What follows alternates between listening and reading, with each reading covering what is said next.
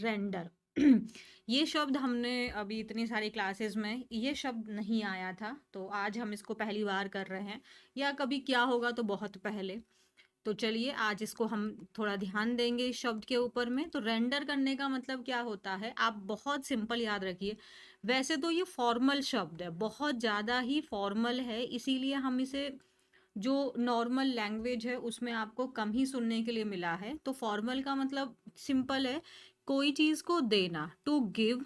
जैसे यहाँ पे देखो, the virus rendered the computer useless. तो वायरस ने कंप्यूटर को यूजलेस बना दिया। सो यहाँ पे रेंडर्ड का मतलब क्या हो जाता है, कॉज्ड।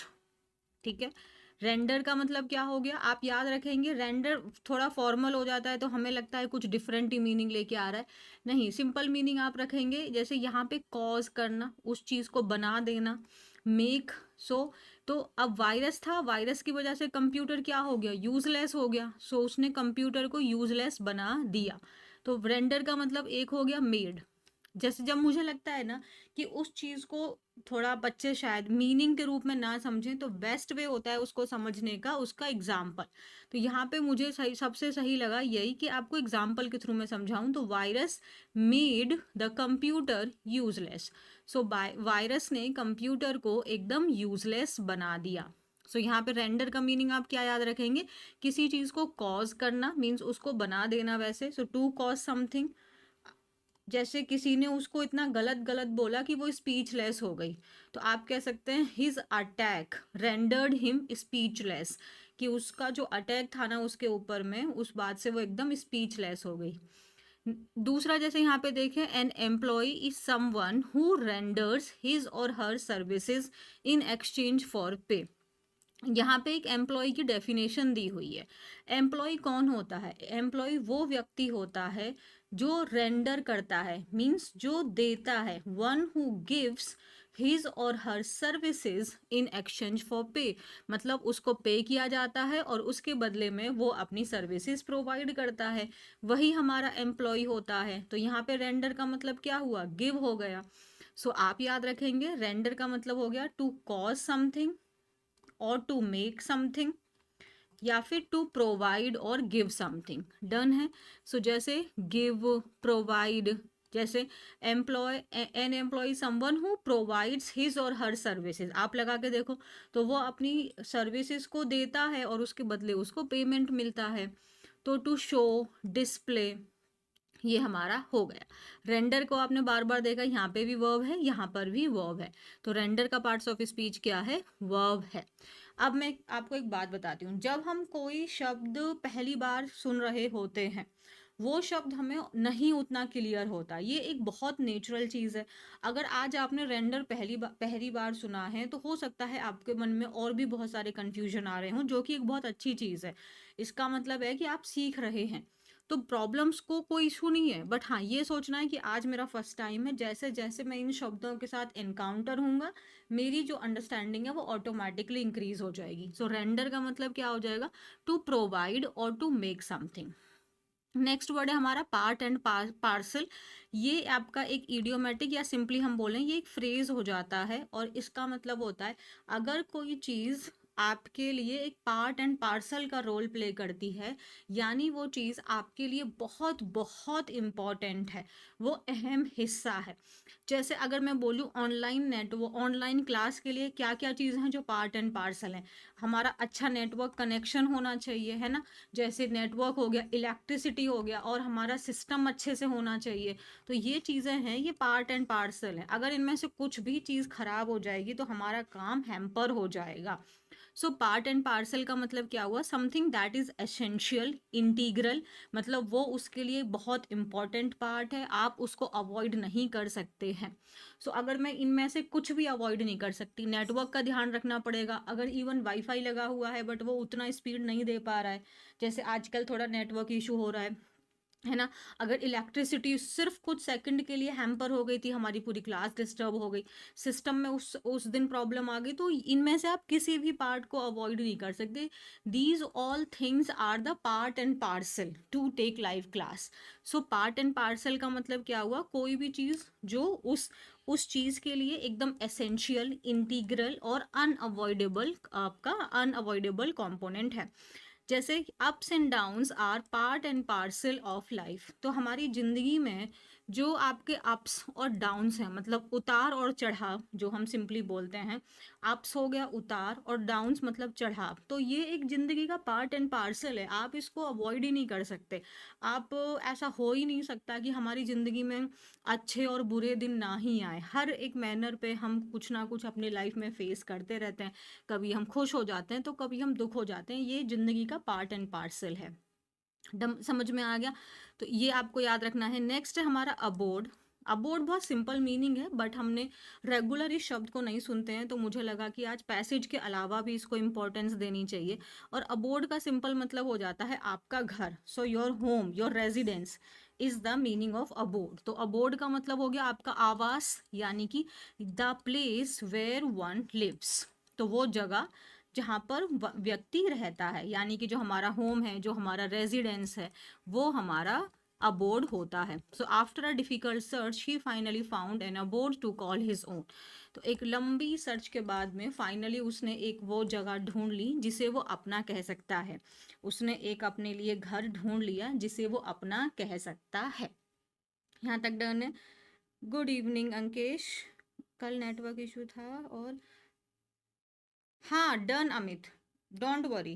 क्या बोलते हैं, स्पेलिंग वाला वीडियो डेफिनेटली आएगा, प्रॉमिस। यहाँ तक ये तीनों शब्द क्लियर हैं। रेंडर का मतलब किसी चीज़ को प्रोवाइड करना, या वो चीज़ आप बना रहे हैं, टू मेक, है ना, टू क्रिएट दैट थिंग। आपने वो ऐसा इन्वायरमेंट क्रिएट कर दिया।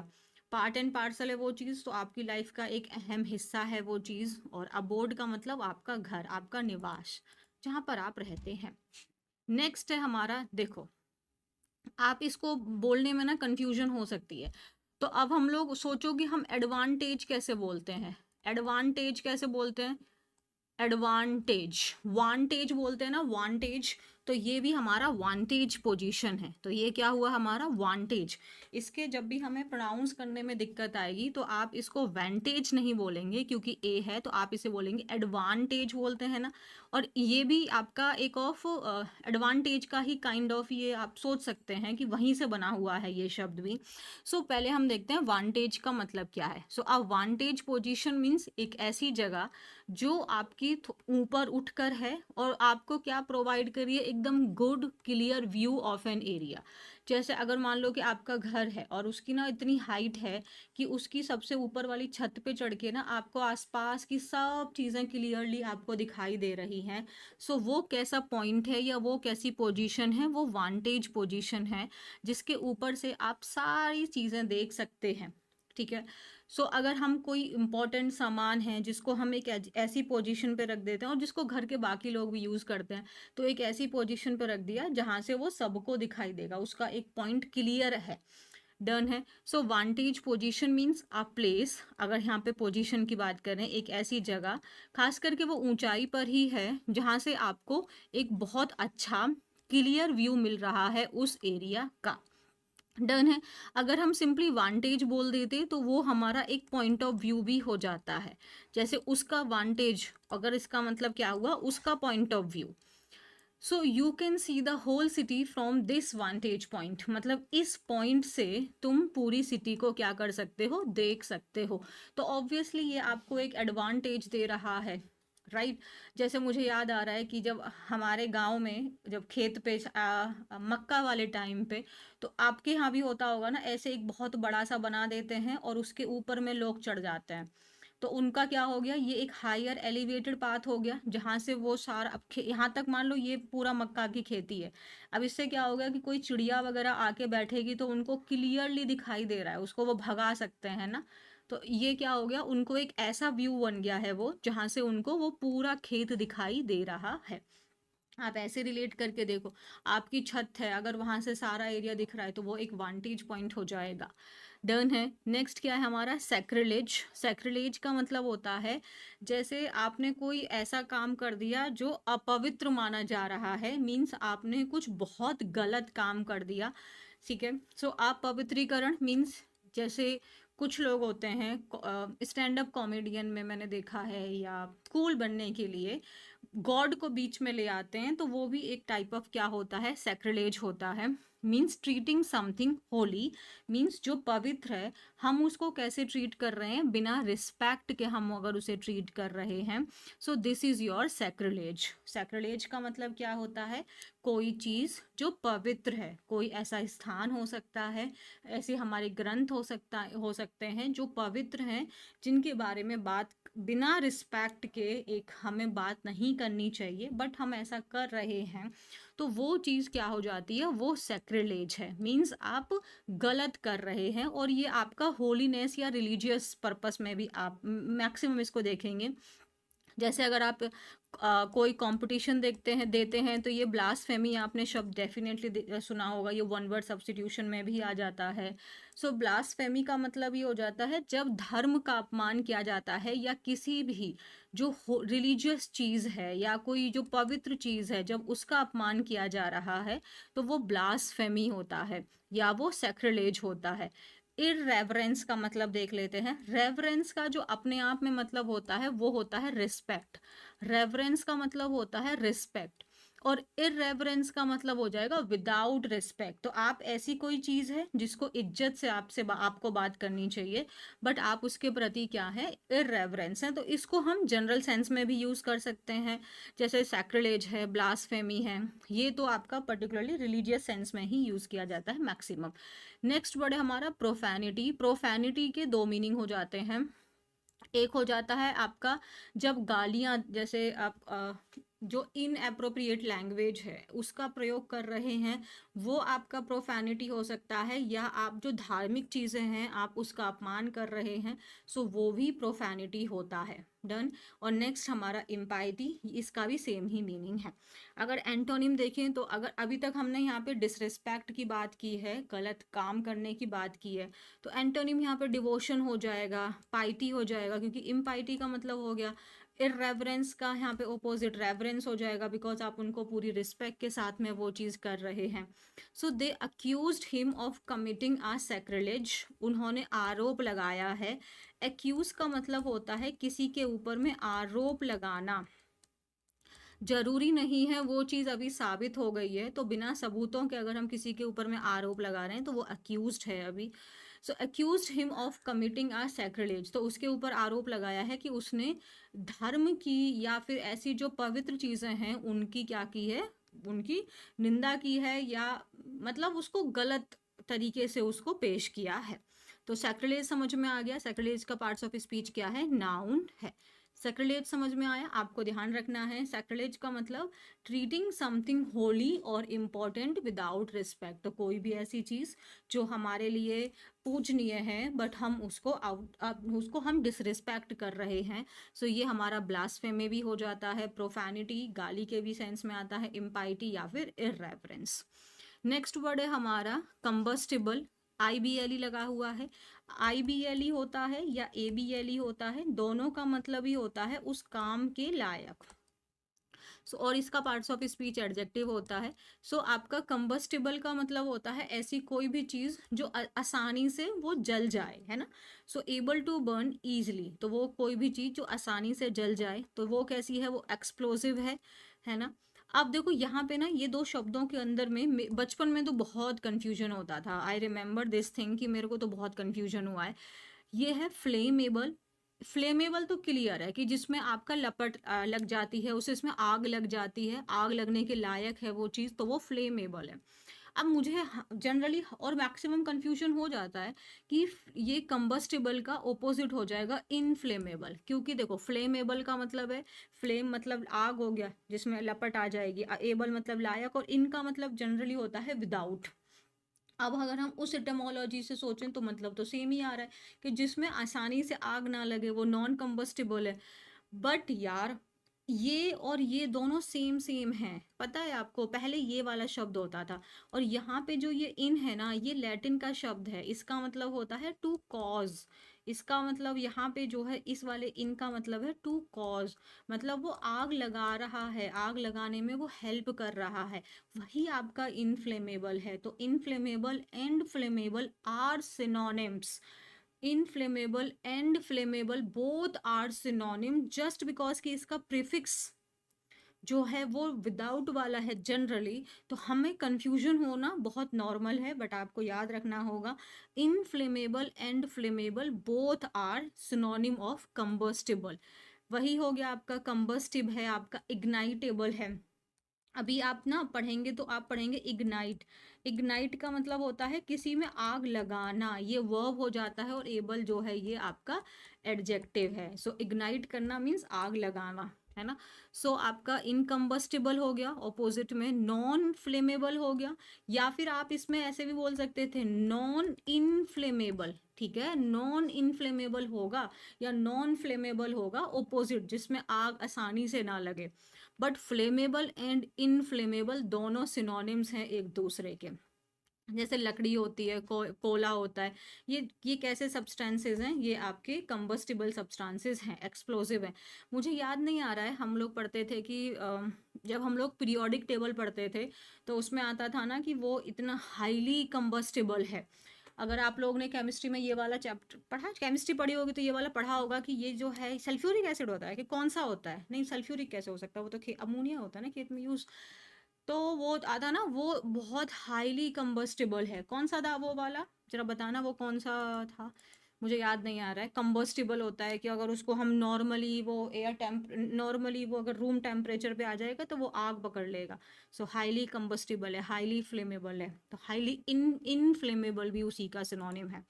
डन है। सैक्रिलेज आज हमने, मतलब आई थिंक रिपीट तो नहीं होता है ये शब्द, तो आपको ध्यान देना है। सैक्रिलेज मतलब पवित्र चीज की आप बेइज्जती कर रहे हैं, ब्लास्फेमी कर रहे हैं, इर्रेवरेंस हो गया। प्रोफैनिटी को आप गाली वाले सेंस में भी आ सकता है, और इम्पाइटी।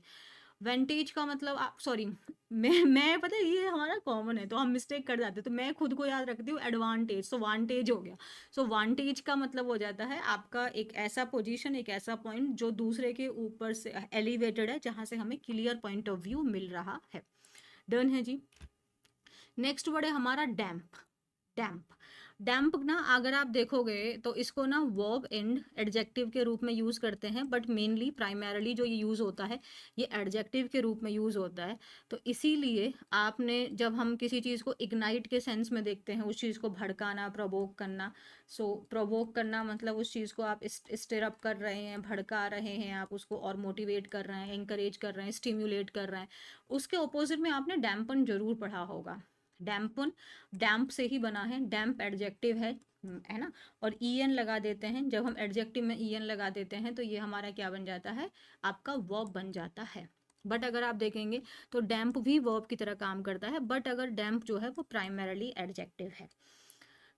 कोई चीज़ जो है वो गीला है, डैम्प है मतलब वो चीज़ गीला है। तो प्रवोक करना मतलब आप उसको भड़का रहे हैं, और डैम्पन कर रहे हैं मतलब आप उसको आपको क्या कर रहे हैं, यहाँ पे एंकरेज कर रहे हैं, और यहाँ पे उसको आपको डिमोटिवेट कर रहे हैं। आप उसको कर रहे हैं शांत हो जा भाई, शांत कर रहे हैं, आप उसको सूद कर रहे हैं, उसे काम कर रहे हैं, रिलैक्स कर रहे हैं। और यहाँ पे आप उसको स्टिरअप कर रहे हैं, भड़का रहे हैं उसको कि नहीं नहीं तू कर कर कर, और डैम्पन कर रहे हैं, नहीं उसको थोड़ा शांत कर रहे हैं। स्लाइटली वेट है वो चीज़, क्योंकि हम एडजेक्टिव के रूप में देख रहे हैं। Specially in a way that is not pleasant और कंफर्टेबल, जैसे आपकी ये शर्ट है। So this shirt still feels a bit मतलब थोड़ी सी स्लाइटली कैसी महसूस हो रही है, अभी भी गीली है। उमस को भी हो जाता है, जैसे आपका मॉइस्ट है, मॉइस्चर है वहाँ पे, ह्यूमिडिटी यानी ह्यूमिड है। और डैम्पन्ड भी हो गया, देखो ई एन पे ईडी लगा दिया, फिर अगेन हमने वही वाला काम कर दिया। V3 हमारा एडजेक्टिव भी होता है, पास्ट पार्टिसिपल, तो ये हमारा एडजेक्टिव हो गया। डैम्प का मतलब कोई भी चीज़ गीला है, गीला। और डैम्पन करना मतलब आप उसको डीमोटिवेट कर रहे हैं, आप उसको डिसवेड कर रहे हैं। परसुएड करना मतलब उसको आप बढ़ावा दे रहे हैं, परसुएड कर रहे हैं, मना रहे हैं, उसको इन्फ्लुएंस कर रहे हैं। और डिसवेड करना मतलब आप उसको कह रहे हैं ना भाई मत करिए, गलत चीज़ है। तो ये हो गया हमारा। नेक्स्ट वर्ड क्या है हमारा, रिसीड। रिसीड का मतलब ये होता है कम होने का, मतलब आप ऐसे सोचो कि हाँ, जैसे मेरा माथा तो ऑलरेडी, मेरा फोरहेड तो छोटा ही है, तो मुझे इतना स्ट्रेस नहीं है इस चीज़ का। लेकिन जिन लोग का फोरहेड ऑलरेडी बड़ा होता है, और अगर उनका जो ये हेयर लाइन है अगर ये और पीछे हटने लगे, मतलब यहाँ से बाल उनके कम होने लगे, तो उनको स्ट्रेस हो जाता है। तो रिसीड हो रहा है मतलब पीछे हट रहा है, मतलब कम हो रहा है। रिसीड होना मतलब कम होना, रिसीड होना मतलब कम होना। कोई चीज़ कम हो रही है, या वो चीज़ अपनी पोजीशन से पीछे हट रही है। जैसे मान लो कि युद्ध चल रहा है, तो एक ए है और एक बी है, तो बी ने रिसीड कर लिया, मतलब वो अपने जो लड़ रहा था युद्ध से वो पीछे हट गया, तो वहां पे भी हम रिसीड लगा सकते हैं, इस वाले सेंस में पीछे हटना। और नॉर्मली किसी भी सेंस में, फिजिकली, लिटरली, किसी भी सेंस में जो चीज़ पीछे हट रही है या कम हो रही है। So to move away and begin to disappear, अब यहाँ से आपके बाल कम हो रहे हैं तो वो आपका रिसीड हो रहा है। सो पीछे हटना, रिट्रैक्ट, रिट्रीट, दोनों का मतलब ये, इनका मतलब रिट्रैक्ट एंड रिट्रीट का मतलब होता है पीछे हटना। और डिमिनिश होना, लेसन, ड्विंडल, फेड, इनका मतलब होता है कम होना। तो जो दर्द था कैसा होने लगा, रिसीड होने लगा, कम होने लगा जब हमने मेडिसिन ने अपना असर दिखाना शुरू किया। तो जब मेडिसिन ने अपना असर दिखाना शुरू किया तो जो दर्द था वो कम होने लगा, रिसीड होने लगा, कम होने लगा। डन है। रिसीड का पार्ट्स ऑफ स्पीच क्या है, वर्ब है। नेक्स्ट है हमारा वाई, VIE। वाई का मतलब होता है कंपटीशन करना, प्रतियोगिता करना। ठीक है। सो टू कॉम्पीट, कॉम्पीट करना मतलब आप प्रतियोगिता कर रहे हैं एक दूसरे के साथ में। और कंपटीशन होता किस लिए है, कुछ चीज़ अचीव करने के लिए होता है। सो आप क्या कर रहे हैं, कॉम्पीट कर रहे हैं, कॉन्टेंड कर रहे हैं, रेस लगा रहे हैं, फाइट कर रहे हैं आप एक दूसरे से। So the children vied for their mothers attention. तो जो बच्चे हैं वो जनरली उनमें होता है ना कि वो ये वाला काम कर रहा है, वो ये कर रहा है ताकि मम्मी हम पे ज़्यादा ध्यान दे, ऐसा होता है ना। तो अगर हम कंपटीशन कर रहे हैं कि नहीं मैं ज़्यादा अच्छा परफॉर्म करूँगा तो मेरी माँ का ध्यान मेरे ऊपर आएगा, तो या फिर कोई पागलों वाली हरकत है, कुछ भी करेंगे बट हमें अटेंशन चाहिए, तो वो कॉम्पीट कर रहे हैं अपनी माँ की अटेंशन के लिए। अनलीश, अनलीश करना मतलब देखो ऐसे याद रखो आप, लीश क्या होता है ना, लीश का एक जो नाउन के रूप में एक लीश का मतलब होता है कोई चेन, है ना, कोई रोप। तो अगर आप किसी, जैसे आप एक सोचो कि कोई डॉग है, अगर उसके गले में एक चेन हमने डाली हुई है, तो अगर हमने उसको दो तरीके से सोचो, ये वर्ब भी होता है नाउन भी होता है, तो लीश के मतलब दो हो जाते हैं, एक वर्ब हो गया, सॉरी नाउन हो गया, तो इसका मतलब ये एक चेन है जो हमने उसके गले में डाली हुई है। अब इस चेन से क्या हो रहा है कि ये जो डॉग है ये बहुत कंट्रोल हो कर रखा है हमने, है ना, इसको हमने पकड़ रखा है, अपनी कंट्रोल में ले रखा है। तो अनलीश का मतलब, लीश का मतलब एक दूसरा वर्ब के रूप में क्या हो गया, किसी को अपने कंट्रोल में रखना।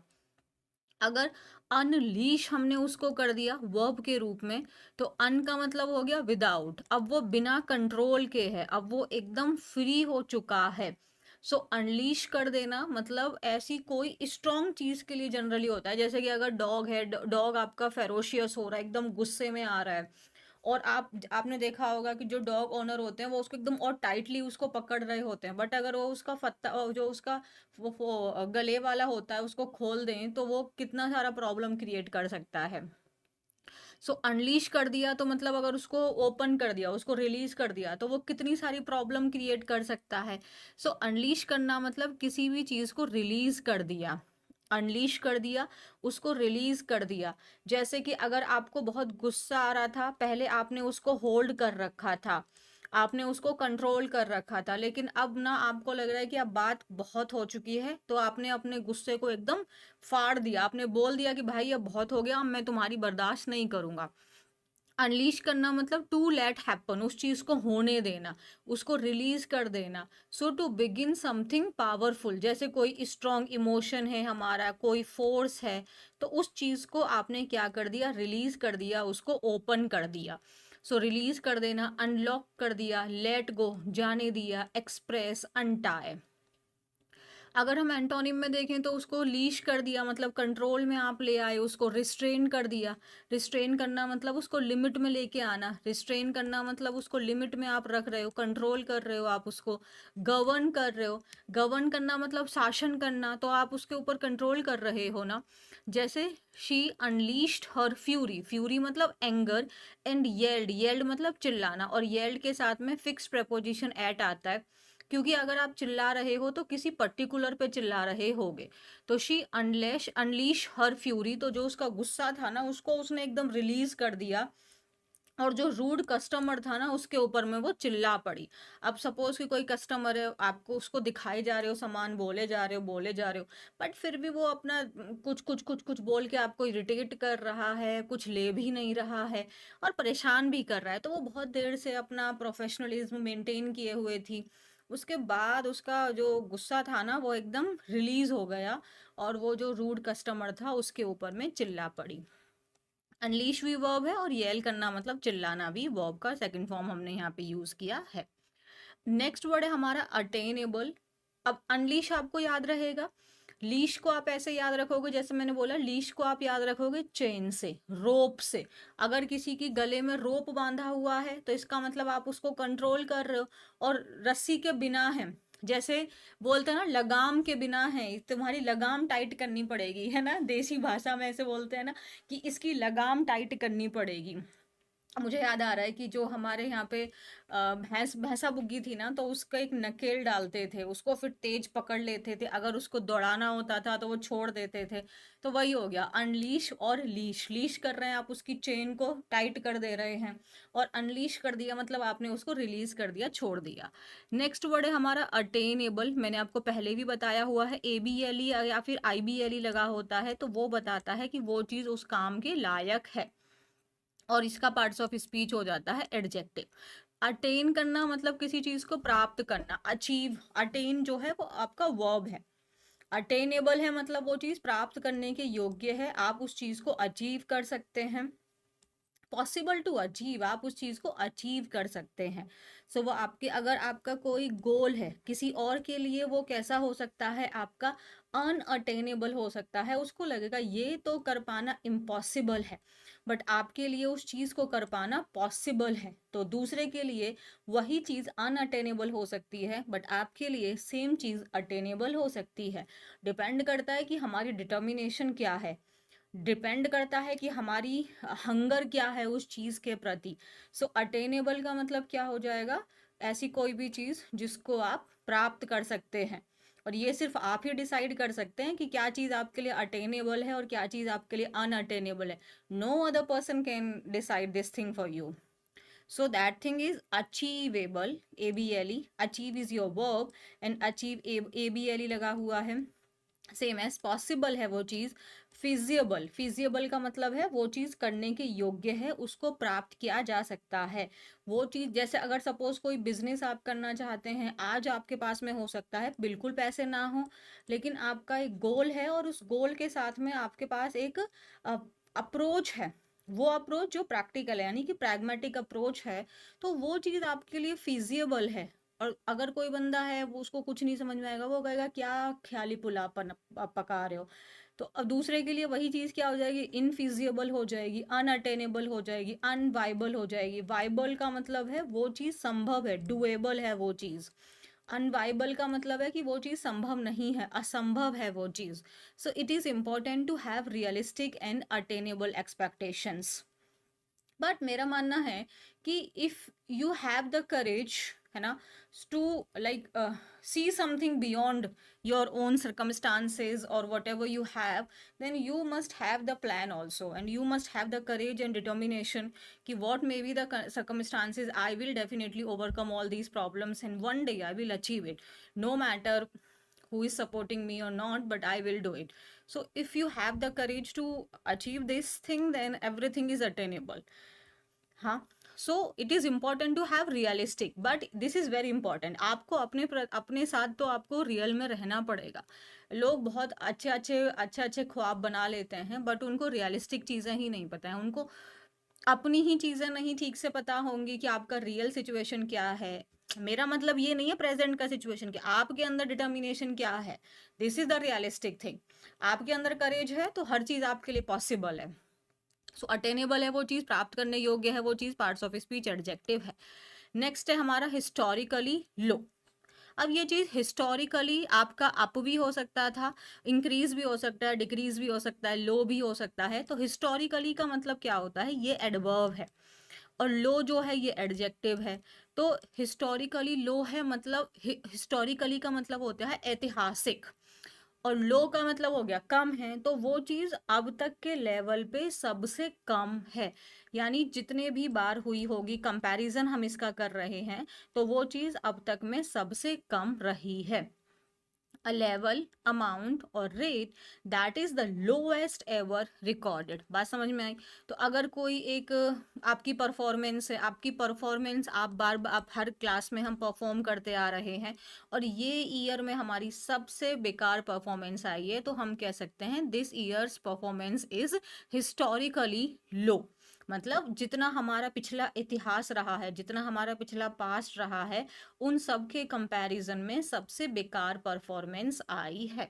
सो लेवल, अमाउंट और rate that is the lowest, superlative degree लगाया ना, या फिर हम बोलें the lowest it has been in all of recorded time. तो इतने सारे रिकॉर्डेड टाइम में सबसे कम है। जैसे interest rates have been at a historically low level. तो जो इस बार मान लो कि अभी जीएसटी की अगर हम बात करें तो जीएसटी अब सबसे कम हो गई है ना, सारे प्रोडक्ट्स पे कम हो गई है। तो हम ऐसे कह सकते हैं, हमारी परफॉर्मेंस कह सकते हैं। इंटरेस्ट रेट की बात बोली गई है कि अभी तक में जब जब से इंटरेस्ट रेट लग रहे हैं ना, तब से लेके अभी तक में सबसे लो इस ईयर में है, इस टाइम पर है। तीनों शब्द क्लियर हैं हमारे, unleash, attainable and historically low. Unleash मतलब किसी चीज को रिलीज कर दिया, ओपन कर दिया आपने। लीश एंड रिलीज का कुछ मैच कर रहा है ना, रिलीज, रिलीज, देखो रिलीज, ई लीश, तो अनलीश कर दिया आपने, उसको रिलीज कर दिया। अटेनेबल है, प्राप्त करने योग्य है। और हिस्टोरिकली का मतलब होता है related to the past, and low मतलब नीचे है वो चीज। डन है?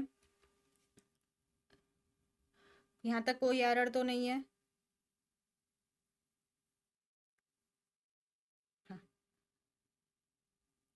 अब हम आगे करें अपना नेक्स्ट वर्ड है हमारा डिस्पोजेबल इनकम। डिस्पोजेबल इनकम का क्या मतलब है? देखो, मैं आपको एक लेमैन की लैंग्वेज में ही ये समझा सकती हूँ, क्योंकि ये एक यूपीएससी का टॉपिक है। जैसे हमारा net income, disposable income of a person and disposable income of nation, तो ये एक ब्रॉड टॉपिक है। But as a layman and as a citizen, मैंने हमेशा बात बोली है, हमें अवेयर होना चाहिए। तो उसके हिसाब से मैं आपको यहाँ पे बता रही हूँ। ठीक है? अगर आप बिजनेस से रिलेटेड हैं, कॉमर्स स्टूडेंट हैं, तो आपको तो बहुत ही अच्छे से आता होगा। डिस्पोजेबल इनकम को आप एक बहुत लेमैन की भाषा में आप ऐसे समझिए, एक हमारी इनकम होती है। इनकम के भी बहुत सारे एक होते हैं ना, आपके डिवाइडेड एंड अनडिवाइडेड, मैं वो सब बात नहीं कर रही। सपोज कि आपकी एक सैलरी आती है, आपने सपोज आपकी प्रॉपर्टी है जो आपने रेंट पे दे रखी है, मैंने यही दो ऑप्शंस ले लिए। या फिर सपोज कि आप सिर्फ एक सैलरीड पर्सन हैं और आपके घर में कुछ एक अमाउंट आता है, सपोज 30,000 आता है। अब इसके बाद में आपकी बहुत सारी रिस्पॉन्सिबिलिटीज होती हैं, और अगर हम मान लेते हैं कि रेंट पे रहते हैं, तो सबसे बड़ी रिस्पॉन्सिबिलिटी रेंट हो गई। बच्चे अगर पढ़ाई कर रहे हैं तो एजुकेशन उनकी हो गई। और भी जैसे कि हमारी घर की ग्रॉसरीज वगैरह होती हैं, क्लोथिंग्स होती हैं, तो वो सारी चीज़ों को रिमूव करने के बाद अब सपोज करो कि 30,000 में से बंदे के पास बचेगा ही क्या, बट मान लेते हैं कि 2 से 3 हजार है जो वो अपने लिए उसका बच जाता है सारे महीने के खर्चे के बाद, तो हम इसको कह देंगे डिस्पोजेबल इनकम। सो इस इनकम को वो डिस्पोज कर सकता है। अच्छा, डिस्पोज का मतलब होता है किसी चीज को डिस्कार्ड कर देना। अब यहाँ पे फेंकने से मतलब नहीं है हमारा, हम इसको अपने हिसाब से यूज कर सकते हैं। मतलब ये जो एक नेसेसिटी है, रेंट नेसेसिटी है, एजुकेशन नेसेसिटी है, कपड़े लेना भी एक काइंड ऑफ हो जाता है ना। हम कपड़े तो पहनेंगे, अगर मान लो हर महीने नहीं ले रहे तो ऑल्टरनेट मंथ पे या 2 to 3 मंथ्स पे। ग्रॉसरी है, इलेक्ट्रिसिटी है, नेट है, तो ये जो नेसेसिटी के अलावा मान लो 2-3 हजार बचा है, इसको हम अपने हिसाब से यूज़ कर सकते हैं। अगर हमारा मन है, हम ट्रेडिंग करना चाहते हैं, स्टॉक्स में लगाना चाहते हैं, तो वहाँ हम अपने हिसाब से इस पैसे को डिस्पोज कर सकते हैं, उसको यूज़ कर सकते हैं। So the amount of income left after taxes and other mandatory charges are deducted. Done है। नेक्स्ट है हमारा रेजिलियंस। रेजिलियंस का मतलब क्या होता है? अगर आप बहुत रेजिलियंट हैं, मैंने एडजेक्टिव बोला है, तो रेजिलियंट होने का मतलब है आप बहुत स्ट्रॉन्ग हैं। If you are resilient, you are very strong, you are very powerful. ठीक है, you are very powerful. Resilient का मतलब क्या होता है? जब आप बहुत स्ट्रॉन्ग हैं, आप पावरफुल हैं। तो रेजिलियंस भी वही हो गया, ई एन सी ई लगा हुआ है, तो इसका पार्ट्स ऑफ स्पीच नाउन हो गया। ई एन टी था, R E S I L I E N T, resilient मैं बोल रही हूँ ना, like she is very resilient, that means she is very strong, she is very determined. अगर कोई प्रॉब्लम आ रही है, कोई आपका अनफेवरेबल सिचुएशन आ रही है, उसके बाद भी वो बहुत अच्छे से काम करती है। सो वो हो गया हमारा, वहाँ पे आप रेजिलिएंट हैं, मुसीबतों के बावजूद भी आप डिटरमाइंड हैं। सो यहाँ पे ईएनसी लगा के हमने इसको नाउन बना दिया, सेम ही चीज़ है। The ability to be happy, successful, मतलब आप विपरीत स्थिति में भी आप अपने आप को डिटरमाइंड हैं, अगेन आफ्टर समथिंग डिफिकल्ट और बैड हैज़ हैपन। तो कुछ बुरा हो गया है, कुछ गलत हो रहा है, उन सब के बावजूद भी आप कैसे हैं, आप डिटरमाइंड हैं, आप अपनी बात पे अड़े हुए हैं। कि मैं, जैसे मैंने बोला कि अटेनेबल वो नहीं है जो कोई आपसे कह रहा है, जो आप सोच रहे हैं। अटेनेबल वो है जो आप विपरीत परिस्थिति के बाद भी जब आप रेजिलिएंट रहेंगे, क्योंकि आपने तो कोई गोल बना लिया अनअटेनेबल, जो दूसरे के लिए है आपके लिए अटेनेबल है। तो इसका मतलब आपको रेजिलिएंट रहना तो पड़ेगा ही, क्योंकि डिफिकल्टी तो आने ही वाली है, वो तो अनअवॉइडेबल है। हमने कल पढ़ा था ना, पार्ट एंड पार्सल है वो चीज़। सो अगर हमें कोई चीज़ जो दूसरों के लिए अनअटेनेबल है, मुझे वो चीज़ अटेनेबल बनानी है, then ups and downs will be the part and parcel and you have to be resilient. So resilience का मतलब क्या हो गया, you have to be determined. So resilience means your determination, your strength. Perseverance का मतलब क्या होता है, आप उस काम को लगातार करते जा रहे हैं विपरीत परिस्थितियों के बावजूद। अडेप्टेबिलिटी का मतलब क्या होता है, अडेप्ट का मतलब होता है हम अपने आप को ढाल रहे हैं, हम अपने आप को फ्लेक्सिबल कर रहे हैं, हम चेंज कर रहे हैं। देखो लोग ना गलत मतलब ले लेते होंगे अडेप्ट का। मैं अडेप्ट का मीनिंग आपको, चेंज से मतलब ये नहीं है कि सर्कमस्टांसेस खराब हुए तो अपना प्लान छोड़ दिया, वो वाला चेंज नहीं है। ये वाला चेंज है कि ये वाला अब देखो यार, एक हमने लाइफ का सेट बना लिया, अब इसको अचीव करने में तो हम बहुत सारे रास्ते पे जाना पड़ेगा। अब ये वाला रास्ता शुरू किया, मान लो ये फेल हो गया, और फेल कुछ नहीं होता, उसी रास्ते से ये रास्ता निकला होगा। और सपोज बहुत आगे तक पहुंचे, लगा कि शायद अभी हम गोल के करीब है, हम फिर से निकल गए, हमारा खराब हो गया, अब हम दोबारा से शुरू कर रहे हैं। तो हमें अडेप्ट करना पड़ेगा, वो सिचुएशंस को हमें अपने आप को उसमें ढालना पड़ेगा। अपने प्लान को नहीं चेंज करना है, बट सिचुएशंस को समझना होगा। रिजिड नहीं रहना है कि मेरे साथ ऐसे कैसे हो सकता है। So you have to be adaptable. So adaptability मतलब आपके अंदर सिचुएशंस को समझने की क्षमता है। अगर मैं इसके ऑपोजिट बोलूं तो आप रिजिड हैं, ITY लगा है, नाउन है ना, क्योंकि रेजिलियंस नाउन है तो सारे सिनोनिम्स एंटोनिम्स नाउन रहने वाले। रिजिडिटी का मतलब, रिजिड लोग कौन होते हैं, रिजिड लोग वो होते हैं, रिजिड अच्छी क्वालिटी नहीं मानती मैं। रिजिड का मतलब ये है कि आप अपनी ही बात पे अड़े हुए हैं, आपको कोई सजेशन भी दे रहा है ना तो भी आपको लगेगा कि ये मेरी बेइज्जती कर रहा है। ऐसे लोग थोड़े स्टबर्न टाइप के लोग हैं। अगर आप किसी इस बात के लिए रिजिड हो कि येस आई वॉन्टेड, एंड वो चीज़ आपको पता है कि वो सही है, तो वो सही है। बट अगर आप नेगेटिव वे में रिजिड हो तो गलत है। रिजिड मतलब अपनी बात पे अड़े रहना। वल्नरेबिलिटी, आपको याद है हमने पढ़ा था वल्नरेबल। वल्नरेबल का मतलब होता है जब आप कमजोर हैं। कमजोर है मतलब, अगर जैसे छोटे बच्चे होते हैं या जो बूढ़े लोग होते हैं वो वल्नरेबल होते हैं, वो है ना, क्योंकि उनके जो इम्यून सिस्टम है वो कमजोर है। तो अगर कुछ भी, जो इन्वायरमेंट चेंज होगा, वेदर चेंज होगा, तो उनको प्रॉब्लम हो जाएगी। अगर जो लोग एक्सपोज्ड हैं, अगर सपोज करो मुझे यहाँ पे घाव हो गया, चोट लग गई, अब ये जो एरिया है ना ये मेरा वल्नरेबल है, मुझे इसका स्पेशल ध्यान रखना पड़ेगा। अब इस पे पानी ना जाना चाहिए, इस पे कुछ धूल मिट्टी नहीं जानी चाहिए, तो ये एरिया एक्सपोज्ड है ना। तो वो हो गया हमारा कमजोर है वो एरिया। और अदरवाइज ओपोजिट क्या है, स्ट्रेंथ हमारी। सो हर रेजिलियंस हेल्प्ड हर ओवरकम हर इलनेस। तो जो उसकी डिटर्मिनेशन थी ना, उसकी जो स्ट्रेंथ थी, उसकी जो आपकी परजीवरेंस थी, उसने उसकी मदद की उसकी बीमारी से बाहर निकलने में। ओवरकम करना मतलब उस चीज़ से बाहर निकलना, उस चीज़ से जीतना। डन है। रेजिलियंस ENC लगा हुआ है, ये आपका नाउन है। हेल्प जो है ये वर्ब का यहाँ पे सेकंड फॉर्म है। हर ओवरकम, ओवरकम नाउन हो गया, और जो हर है ये आपका एडजेक्टिव है। हर अगेन आ गया यहाँ पे इलनेस। डन है जी, इलनेस नाउन हो गया। नेक्स्ट है हमारा सस्ट। देखो अगर ये होता हमारा सब्सटेंशियल, और हमने यहाँ पे क्या लगाया है, सब्सटेंशियली। सब्सटेंशियली क्या है, हमारा एडवर्ब है। सब्सटेंशियली मतलब होता है अच्छा खासा। सब्सटेंशियली मतलब अच्छा खासा। अब सब्सटेंशियली चीज अप भी हो सकती है, सब्सटेंशियली चीज डाउन भी हो सकती है। तो सब्सटेंशियली का मतलब होता है इन अ गुड अमाउंट। अब अच्छा खासा नीचे भी तो जा सकता है ना, अच्छा खासा ऊंचा भी ऊपर भी जा सकता है। सो वेरी मच या टू अ ग्रेट डिग्री, है ना। जैसे कंसीडरेबली मतलब कंसीडर करने के लायक है, कंसीडर करना मतलब किसी चीज के बारे में विचार करना, उसके बारे में सोचना, तो वो चीज कंसीडरेबली, अब क्योंकि एडवर्ब है तो एडवर्ब के फॉर्म में लिखेंगे कंसीडरेबली। सिग्निफिकेंटली, सिग्निफिकेंट एडजेक्टिव होता है, सब्सटेंशियल एडजेक्टिव है, कंसीडरेबल एडजेक्टिव है, ग्रेट एडजेक्टिव है, इन सब का मतलब अच्छा खासा। जैसे जो प्राइस था ना वेंट अप सब्सटेंशियली, तो प्राइस जो पैसे थे, जो उसकी कीमत थी, वो ऊपर चली गई, काफी अच्छी खासी ऊपर गई है वो, मतलब पैसे में काफी अच्छा खासा इंक्रीज हुआ है। जैसे अगर सपोज करो कि आप ना कोई शर्ट आपने पसंद की थी और उस शर्ट की कीमत थी 1300 रुपये, आपने कहा अभी तो कोई नहीं, अभी मेरे पास सैलरी आएगी ना तब मैं उसको खरीदूंगा, और जब आपने उसको दोबारा आके चेक किया तो मान लो उसकी कीमत होगी 507 रुपये, कहोगे मैम 7 रुपये क्यों बढ़ाया ऐसे ही।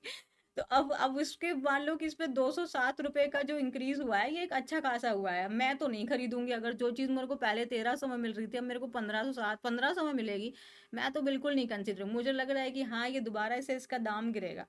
तो हम कहेंगे कि जो इस शर्ट का प्राइस है ना वो सब्सटेंशियली इंक्रीज हुआ है, मीन्स गुड अमाउंट, अच्छा खासा इंक्रीज हुआ है। सिग्निफिकेंट का मतलब भी है अच्छा खासा, अगर आप किसी की मदद कर रहे हैं और वो सब्सटेंशियल है मतलब गुड अमाउंट, अच्छी मात्रा में आपने उसकी मदद की है।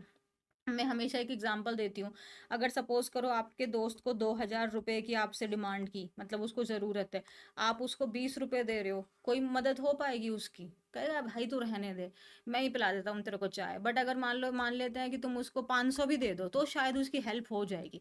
सब्सटेंशियल नहीं है बट स्टिल वो एक तो पार्ट है ना उसका, 1/4 पार्ट तो रोल ही प्ले कर रहा है, तो हेल्प होने के चांसेस है।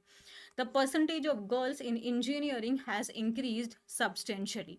तो द परसेंटेज जब हमारा सब्जेक्ट की तरह काम करता है तो ये हमारा क्या होता है, सिंगुलर सब्जेक्ट बन के रहता है, इसीलिए यहाँ पे हमने हैज़ लगाया, गर्ल्स के हिसाब से नहीं लगाया, परसेंटेज के हिसाब से लगाया। The percentage of girls in engineering मतलब जो इंजीनियरिंग है उसमें जो गर्ल्स की परसेंटेज है वो इंक्रीज हुई है, और कैसे हुई है, सब्सटेंशियली। तो सब्सटेंशियली अपने आप में कुछ नहीं बता रहा है, आपको एक नंबर इसके आगे लगाना पड़ेगा। जैसे इंक्रीज बता रहे हो, अब यहीं पे आप डिक्रीज बता देते तो हम समझ जाते। मान लो पहले 300 लड़कियां थी इंजीनियरिंग में, अब मान लेते हैं 200 हैं, तो सब्सटेंशियली डिक्रीज हो गया, पहले 200 थी अब 300 हो गई, तो सब्सटेंशियली इंक्रीज हो गया। तीनों शब्द हमारे क्लियर हैं। डिस्पोजेबल इनकम, जो हमारी इनकम बची है, मतलब आप जो भी हमारे जो मैंडेटरी खर्चे हैं, टैक्स वगैरह है, उसको डिडक्ट होने के बाद जो हमारे पास रिमेनिंग पोर्शन है। Resilience means you have the determination, you have the strength and perseverance to achieve something. And substantially means in a good amount है। पुट ऑन एक हमारा फ्रेजल वर्ब होता है, ठीक है। तो मैंने सोचा कि आज हम क्यों ना पुट ऑन के एक मीनिंग सीखने से बेटर है कि आज हम इसको एक डिटेल में ही क्यों ना हम इसको जान लें। तो आज पुट ऑन के जो मैक्सिमम मीनिंग है वो हम सारे के सारे आज ही सीखने वाले हैं। पुट ऑन जो है ये एक फ्रेजल वर्ब है। एक मीनिंग जो जनरल मीनिंग है जो आपको आता होगा, एक होता है पुट ऑन का मतलब पहनना, है ना। सो टू वेयर क्लोथिंग और मेकअप, कुछ भी चीज़ है जो आप पहन रहे हैं, तो ये हो जाता है, बहुत बेसिक है, ये आपको शायद आता ही ऑलरेडी होगा। जैसे put on your shoes we are getting late, तो इसका मतलब अपने जूते पहन लो, हमें लेट हो रहे हैं, हमें देरी हो रही है। सो पुट ऑन का मतलब यहाँ पे क्या हो गया, पहनने से मतलब हो गया। दूसरा मीनिंग क्या होता है पुट ऑन का, जैसे मैंने बोला could you put the light on, इसका मतलब क्या हुआ, could you put the light on, क्या तुम लाइट ऑन कर सकते हो। पुट ऑन का दूसरा मीनिंग होता है किसी भी इक्विपमेंट को ऑन करना। If you don't mind, can I put on some music? Can I put some music on? आप ऐसे बोल सकते हैं, क्या मैं थोड़ा म्यूजिक चालू कर सकता हूँ, है ना। सो पुट ऑन का दूसरा मीनिंग होता है टू स्विच ऑन इक्विपमेंट और टू ऑपरेट इक्विपमेंट। सो कोई भी चीज़ हो सकती है जिसको आप स्विच ऑन करने के लिए बोल रहे हैं। नेक्स्ट एक ये है, ये शायद आपको ना पता हो, ये होता है पुट ऑन करने का मतलब यहाँ पे आपने अपने चेहरे पे पहना, एक मास्क पहन लिया। हमने पढ़ा ना अभी यहाँ से पहनना, अभी हमने पढ़ा पुट ऑन का एक मीनिंग जो हमारा पहनना होता है। तो यहाँ भी आपने कुछ पहना लेकिन एक चेहरे पे मास्क पहन लिया, मतलब आप अपनी रियल फीलिंग्स को हाइड कर रहे हैं और कुछ और ही आप प्रिटेंड कर रहे हैं। जैसे आपको वो चीज़ पसंद नहीं आई बट आप ऐसा पुट ऑन किया आपने फेस कि या I am very happy, I like it. So like she is not really angry, she had just a put on. मतलब वो सच में गुस्सा नहीं है, उसने बस ऐसे ही एक प्रिटेंड वो कर रही है। सो यहाँ पे पुट ऑन का मतलब क्या हुआ, यहाँ पे पुट ऑन का मतलब प्रिटेंड से हुआ, दिखावा करने से हुआ। आप ऐसा शो कर रहे हैं, रियल में वैसा नहीं है। So to pretend to have a particular feeling. एक और प्रिटेंड का मीनिंग क्या होता है, टू गेन वेट। जैसे आप लोगों ने शायद मेरे से भी सुना होगा, तो ये सेंटेंस मैंने अपने लिए लिखा है, I think I have put on some weight. तो मुझे ऐसा लग रहा है कि मैंने कुछ वेट जो है ना वो पुट ऑन कर लिया है, मीन्स मेरा थोड़ा वेट गेन हो गया है। सो इस पुट ऑन का मतलब क्या हुआ, गेन होना। अब आप सोचेंगे कि मैम हैव के बाद तो V3 आता है। यस एब्सोल्युटली, बट हमें ध्यान रखना है कि वर्ब की first, second and third form put ही होती है। यानी प्रेजेंट हो गया, पास्ट हो गया एंड परफेक्ट हो गया, तीनों में आप पुट यूज करेंगे।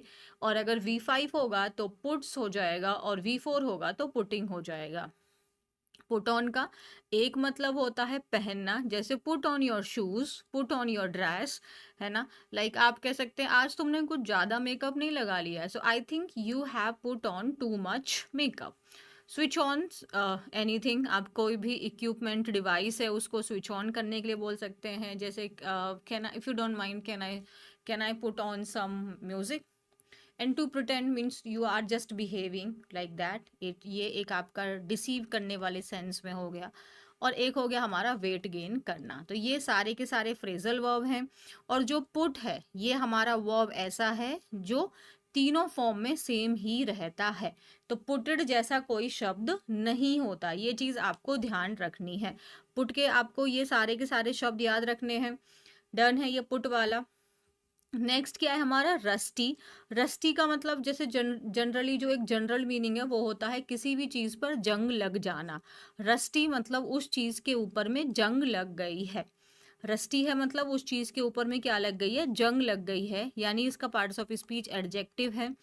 और दूसरा एक और मीनिंग होता है, अगर आप अपनी नॉलेज या स्किल को कह रहे हैं कि वो थोड़ी रस्टी हो गई है, यानी कि आप उसको थोड़ा सा भूल गए हैं, वो आपके आउट ऑफ प्रैक्टिस हो गई है। तो वो स्किल जो आपको पहले आती थी बट अभी क्योंकि आपने लंबे समय से वो चीज़ नहीं की है, तो अभी आप उस चीज़ में थोड़ा सा पीछे हो गए हैं, वो चीज़ आपको अभी थोड़ा ठीक से नहीं आती है। तो वहाँ पे भी आप रस्टी वर्ड का यूज़ कर सकते हैं। जैसे कहते हैं ना, ऐसे लगता है मेरी नॉलेज को एकदम जंग लग गई है। अगर आप 1-2 महीने बाद पढ़ना शुरू करेंगे तो जैसे अगर आपने देखा होगा कि आपका एक रिदम बन रहा है, बट अगर आपने 1 महीने का ब्रेक लगा दिया तो फिर आपको लगेगा, ऐसा लग रहा है जैसे सब कुछ जंग लग गया है, मेरी पूरी नॉलेज को जंग लग गया है, मतलब ऐसा लग रहा है कि मैं सब कुछ भूल गया हूँ, मुझे कुछ याद ही नहीं आ रहा है।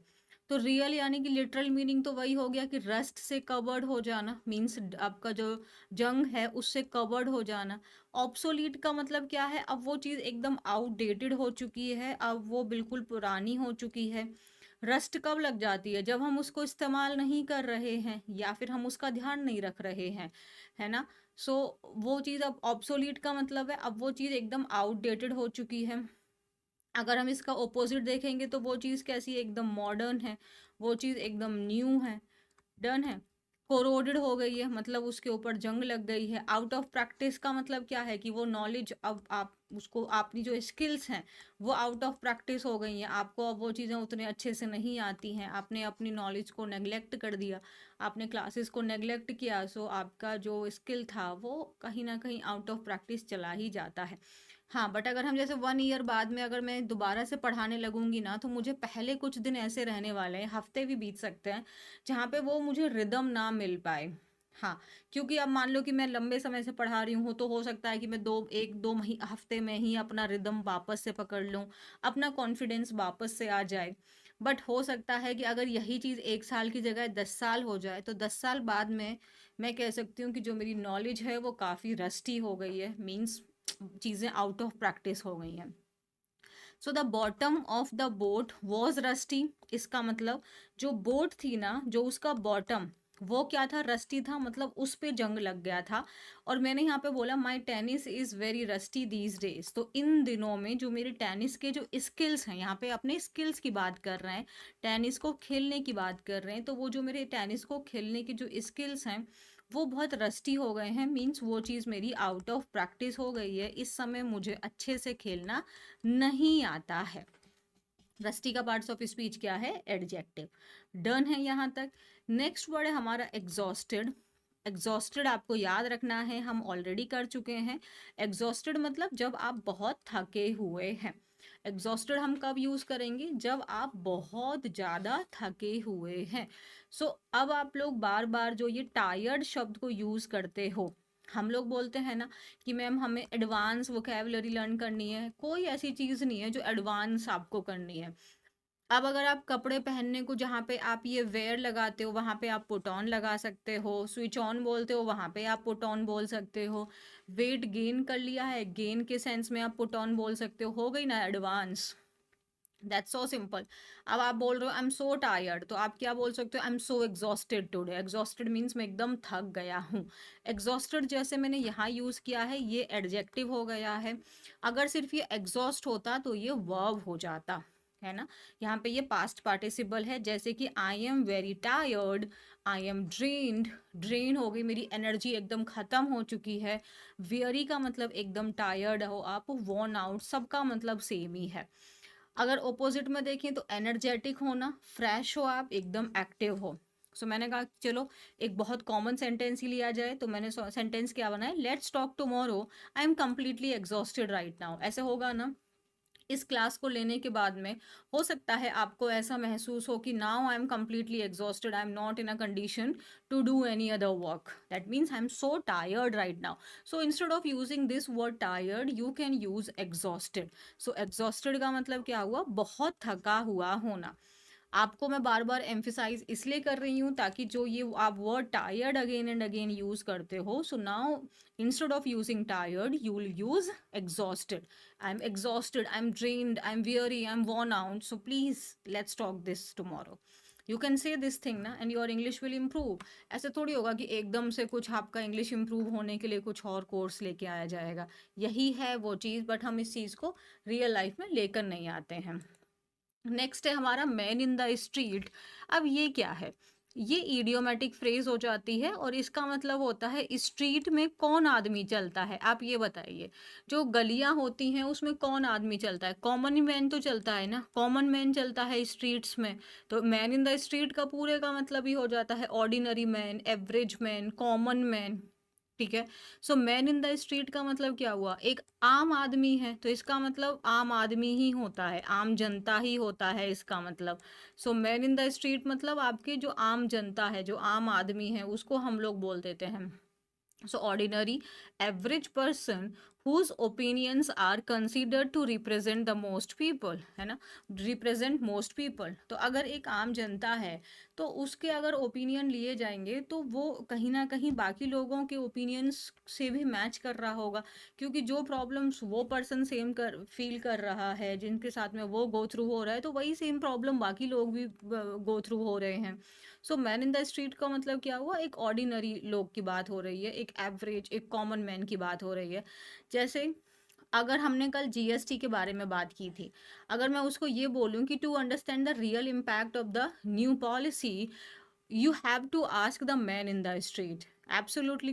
तो अगर आपको रियल में समझना है कि जो ये आपने रिफॉर्म्स लेके आए हैं जीएसटी में, इसका क्या इम्पैक्ट हो रहा है, क्या प्रभाव हो रहा है, आपको किससे पूछना चाहिए, कॉमन मैन से पूछना चाहिए, क्योंकि वही बेहतर तरीके से बता सकते हैं कि उनका जो डिस्पोजेबल आपका जो अमाउंट है वो इंक्रीज हो रहा है कि नहीं हुआ है। जिस चीज़ को बोला जा रहा है तो वो चीज़ बेनिफिट हो भी रही है कि नहीं हो रही है। डन है। सो आपका मैन इन द स्ट्रीट का मतलब क्या हुआ, एक आम आदमी। तो अगर मैं यहाँ पे हम चाहते तो हम ऐसे लिख सकते थे, you have to ask ordinary person, you have to ask an ordinary people. तो आपको एक नॉर्मल आदमी से पूछना होगा, उसकी जगह क्या लिख दिया, the man in the street. Man in the street का मतलब क्या हो गया, ऑर्डिनरी पीपल हो गया, नॉर्मल लोग हो गया। सो वही चीज़ है बस, और कुछ नहीं है यहाँ पे। So to ask the real, to understand the real impact of the new policy you have to ask the man in the street. Is it done? The next word is monotonous. Monotonous में अगर आप देखेंगे तो mono है। Mono, आपका mono का क्या होता है? जैसे मोनोक्रोम होता है। मोनो का मतलब होता है कोई भी चीज सिंगल है। मोनो का मतलब होता है कोई भी चीज सिंगल है। और यहाँ पे आपको टोन दिखाई दे रहा है, TON। टोन का मतलब हमारा साउंड होता है, राइट। मोनोटोन का मतलब, अगर हम, ये एडजेक्टिव है, मोनोटोनस आपका एडजेक्टिव है। तो अगर अगर कोई चीज, कैसा साउंड आ रहा है?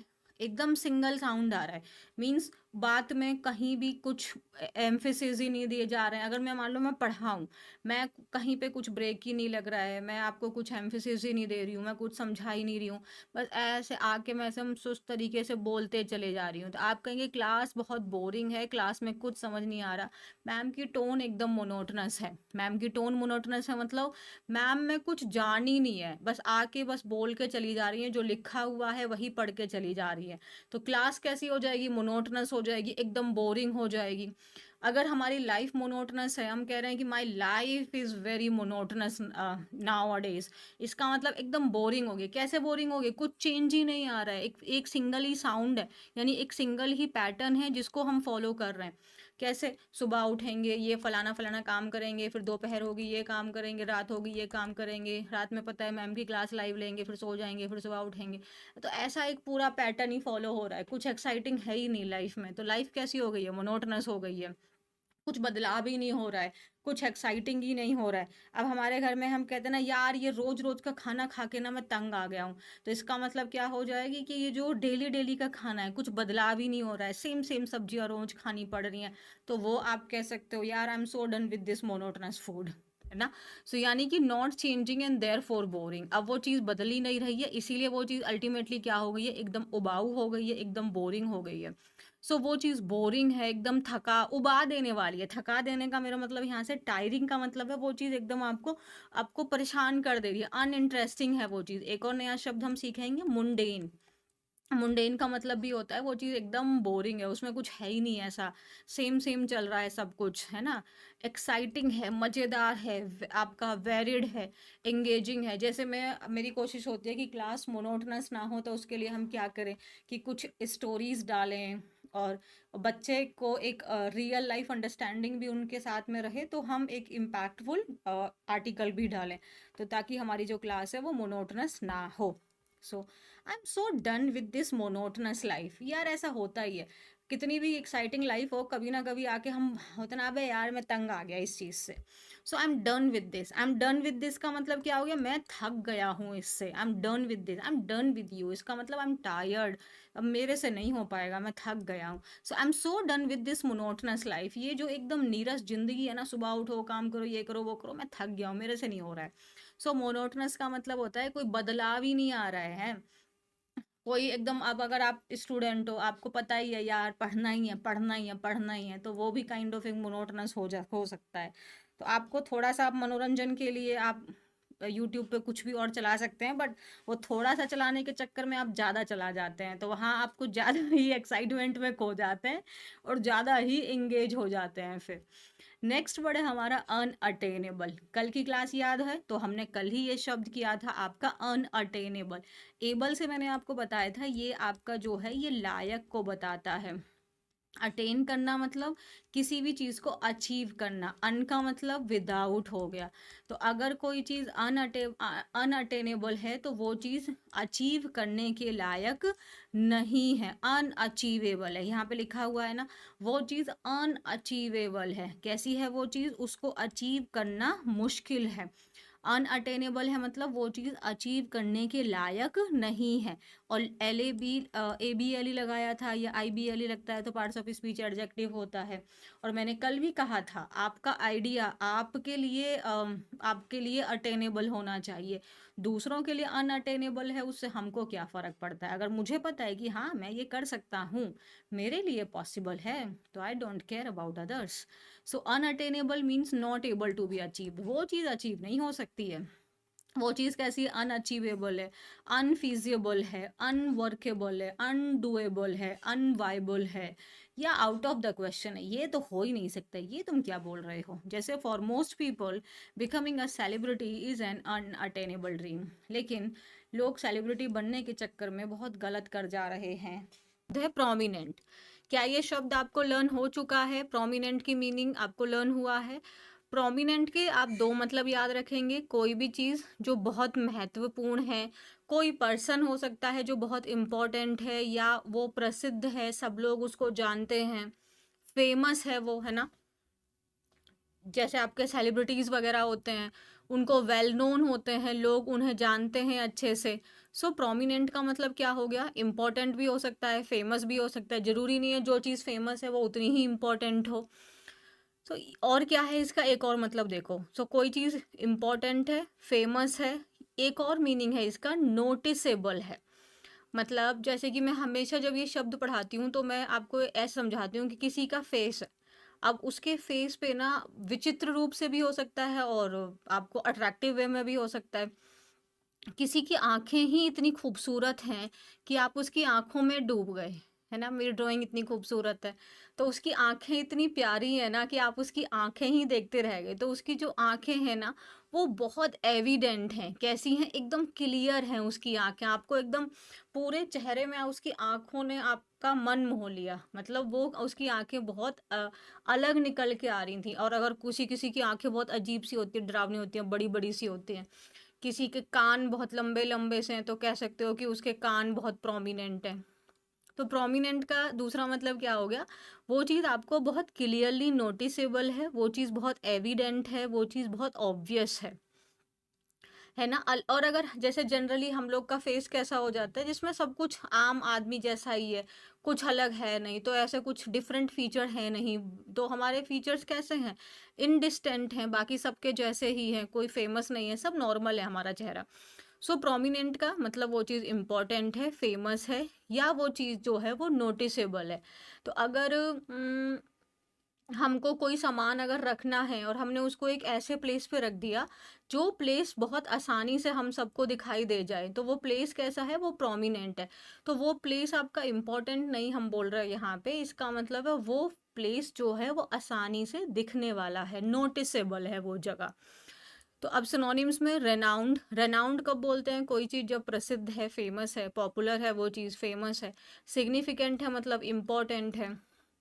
अगर एविडेंट बोलेंगे तो समझ में आ जाएगा ना, क्योंकि प्रोमिनेंट से हम लोग इम्पोर्टेंट या फेमस याद रखते हैं, बट एविडेंट का मतलब क्या है? वो चीज़ क्लियर है, आपको साफ साफ दिखाई दे रही है, ऑब्वियस है वो चीज़।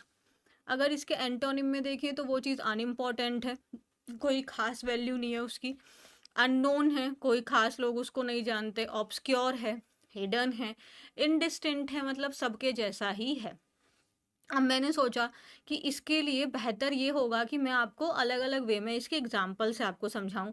जैसे ही हैज़ प्रोमिनेंट आईज, मतलब जो उसकी आंखें हैं ना वो बाकी लोगों से हटके हैं। जैसे जनरली लोगों की आंखें ब्लैक होती हैं, बट अगर किसी की आंखें ग्रे ग्रे हों तो आपका ध्यान उसकी तरफ चला जाएगा। किसी की स्माइल बहुत प्रोमिनेंट हो सकती है, आपको उसकी तरफ नोटिसेबल हो सकती है। तो यहाँ पे समझ में आया प्रोमिनेंट का क्या मतलब है। He place the trophy in a prominent spot on the shelf. तो अब जो शेल्फ है ना उसके कैसे स्पॉट, स्पॉट मीन्स प्लेस, कैसी जगह पे उसने रखा है? एक ऐसी जगह पे जहाँ पे सबका ध्यान बहुत आसानी से चला जाएगा। तो मतलब वो इजी टू सी है, वो प्लेस कैसा है? इजी टू सी है, हर बंदा उसको आसानी से देख लेगा। तो वो दिखाना चाहता है कि देखो मैंने ट्रॉफी जीती है, तो उसने उसको कैसी जगह पे रखा है? प्रोमिनेंट प्लेस पे रखा है, ताकि हर इंसान उसको आसानी से देख ले। अब जैसे मैंने बोला my mother plays a prominent role in my success, तो आप कह सकते हैं जब आप सफल हो जाएंगे तो जो भी आपका यहाँ पर्सन है आप उनको रिप्लेस कर दीजिए। तो उन्होंने मेरी सक्सेस में, मेरे कामयाब होने में उन्होंने बहुत इंपॉर्टेंट रोल प्ले करती हैं, मैंने यहाँ पे प्रेजेंट में रखा है। तो तीनों का मतलब समझ में आ गया। तो अब यहाँ पे प्रोमिनेंट आईज का मतलब उसकी आंखें बहुत आसानी से क्लियरली, आपकी उसकी आंखें पूरे चेहरे में डिफरेंट हैं, सबसे अलग हैं उसकी आंखें। प्रोमिनेंट स्पॉट का मतलब जो आसानी से नोटिसेबल हो सके। प्रोमिनेंट रोल का मतलब इम्पॉर्टेंट रोल हो गया। प्रोमिनेंट का पार्ट्स ऑफ स्पीच क्या है? एडजेक्टिव है। यहाँ पे स्पॉट को बता रहा है, यहाँ पे रोल को बता रहा है, और यहाँ पे he has prominent eyes, eyes को बता रहा है। प्रोमिनेंट समझ में आ गया, इसका इस्तेमाल आप लोग कर लेंगे अच्छे से। ये देखो, हमें ना ये नहीं रखना है कि एक शब्द का हम कुछ मीनिंग पढ़ के चले जाएं। मोर इम्पॉर्टेंट ये है कि आज हमने एक ही शब्द पढ़ा, बट वो हमने डिटेल में पढ़ा, ताकि वो हमारे ब्रेन पे एक इम्पैक्ट डालेगा ना एटलीस्ट। तो प्रोमिनेंट आप कब बोलेंगे? When somebody is famous, somebody is important. जैसे यहाँ पे हमने क्या बोला है कि मेरी माँ ने मेरी लाइफ में एक बहुत सिग्निफिकेंट रोल प्ले किया है। सिग्निफिकेंट मतलब इम्पॉर्टेंट रोल प्ले किया है। डन है। नेक्स्ट वर्ड है हमारा सीक। सीक का सेकंड फॉर्म हो जाता है सॉर्ट, और थर्ड भी हो जाता है। सीक का मतलब क्या होता है? देखो, तलाश करना। किसी चीज़ से आप ढूंढ रहे हैं, तलाश कर रहे हैं, या आप कोई चीज़ मांग रहे हैं। मैं यहाँ पे देखो, जैसे अब ये वाला आप, अगर ये वाला आप एग्जाम्पल आप कब यूज़ करेंगे? जैसे आप बोल सकते हैं कि अगर कोई आपसे कहे कि भाई आजकल तुम अनएम्प्लॉयड क्यों हो, नौकरी क्यों नहीं कर रहे हो, तो आप उनसे बहुत प्यार से क्या बोल सकते हैं, है ना? I am actively seeking a new opportunity. मतलब मैं नई अपॉर्चुनिटी की तलाश में हूँ। अब मैंने आपको एक और चीज़ बतानी है। सीक का मतलब क्या हो गया? आप ढूंढ रहे हैं वो चीज़, आप सर्च कर रहे हैं वो चीज़। So look and search. But जब हम सीक लगाएंगे, जैसे मैंने यहाँ पे बोला, I am seeking a new opportunity, है ना? अगर आपसे कोई पूछ रहा है कि भाई अपनी जॉब क्यों स्विच कर रहे हो, ये जॉब क्यों छोड़ रहे हो, तो आप कह सकते हैं आई am seeking a new opportunity, means अब मैं कुछ नया ढूंढ रहा हूँ, अब मैं कुछ नई अपॉर्चुनिटी की तलाश में हूँ। या फिर आप कह सकते हैं I am actively seeking work. आप ऐसे बोल सकते हैं। I am actively seeking work का मतलब क्या हो गया कि मैं एम्प्लॉयमेंट की तलाश में हूँ, मैं काम ढूंढ रहा हूँ। अब अनएम्प्लॉयड क्यों हूँ? क्योंकि काम नहीं है, मैं काम ढूंढ रहा हूँ। I am actively seeking work, आप ऐसे बोल सकते हैं। और फॉर्मल वे में बोलेंगे तो आप ऐसे बोल सकते हैं, I am actively seeking a new opportunity, मैं नई अपॉर्चुनिटी की तलाश में हूँ। अब जो सीकिंग है, अब इसकी जगह हम क्या रिप्लेस कर सकते थे? हम बोल सकते थे I am actively looking for.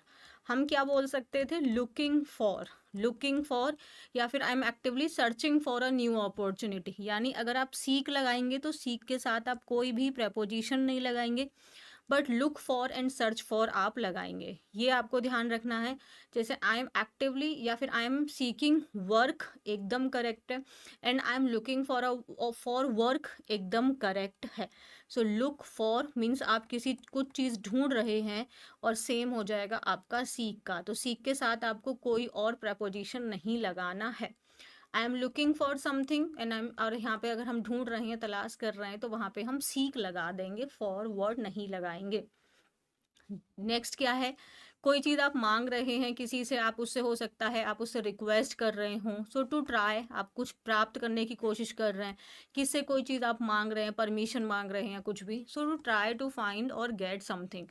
जैसे she is seeking to understand the meaning of life. यहाँ पे सीकिंग का मतलब है शी इज ट्राइंग, कि वो कोशिश कर रही है जिंदगी का अर्थ समझ में उसको आ जाए। तो she is trying to understand the meaning of life. तो यहाँ पे सीकिंग का मतलब क्या हो गया? ट्राइंग है, कोशिश करना। आप किसी चीज़ की कोशिश कर रहे हैं, like she is seeking to understand the meaning of life mean she is trying to understand the meaning of life. अब एक और मैंने आज मैंने सेंटेंस बहुत सारे ऐड किए हैं।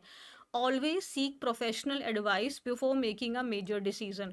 सो take always take professional advice before as making a major decision. तो कोई भी आप बहुत बड़ा डिसीजन अगर आप लाइफ में ले रहे हैं, मतलब प्रोफेशनली है, तो प्रोफेशनल एडवाइस तो आप प्रोफेशनल ही लेंगे ना। आप अपनी पर्सनल लाइफ के लिए प्रोफेशनल एडवाइस नहीं लेंगे।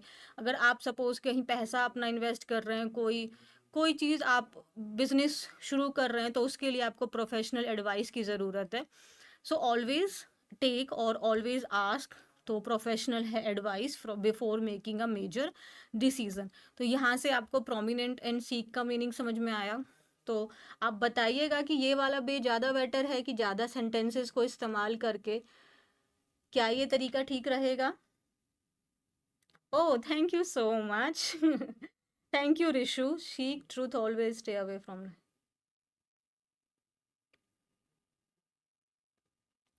ठीक है? तो सीक को अब हम कैसे-कैसे यूज़ कर सकते हैं? आप फॉर्मली अगर आपसे कह सकते हैं कि I am actively seeking a new opportunity, मतलब मैं एक नई अपॉर्च्युनिटी की तलाश में हूँ। सो आप जॉब क्यों स्विच कर रहे हैं? तो आप फॉर्मल तरीके से ऐसे आंसर कर सकते हैं। और यहाँ पे मैंने सीक का मतलब क्या है, टेक से है। यहाँ पे सीक का मतलब ट्राई से है। और प्रोमिनेंट के मतलब कोई चीज़ बहुत इम्पोर्टेंट है।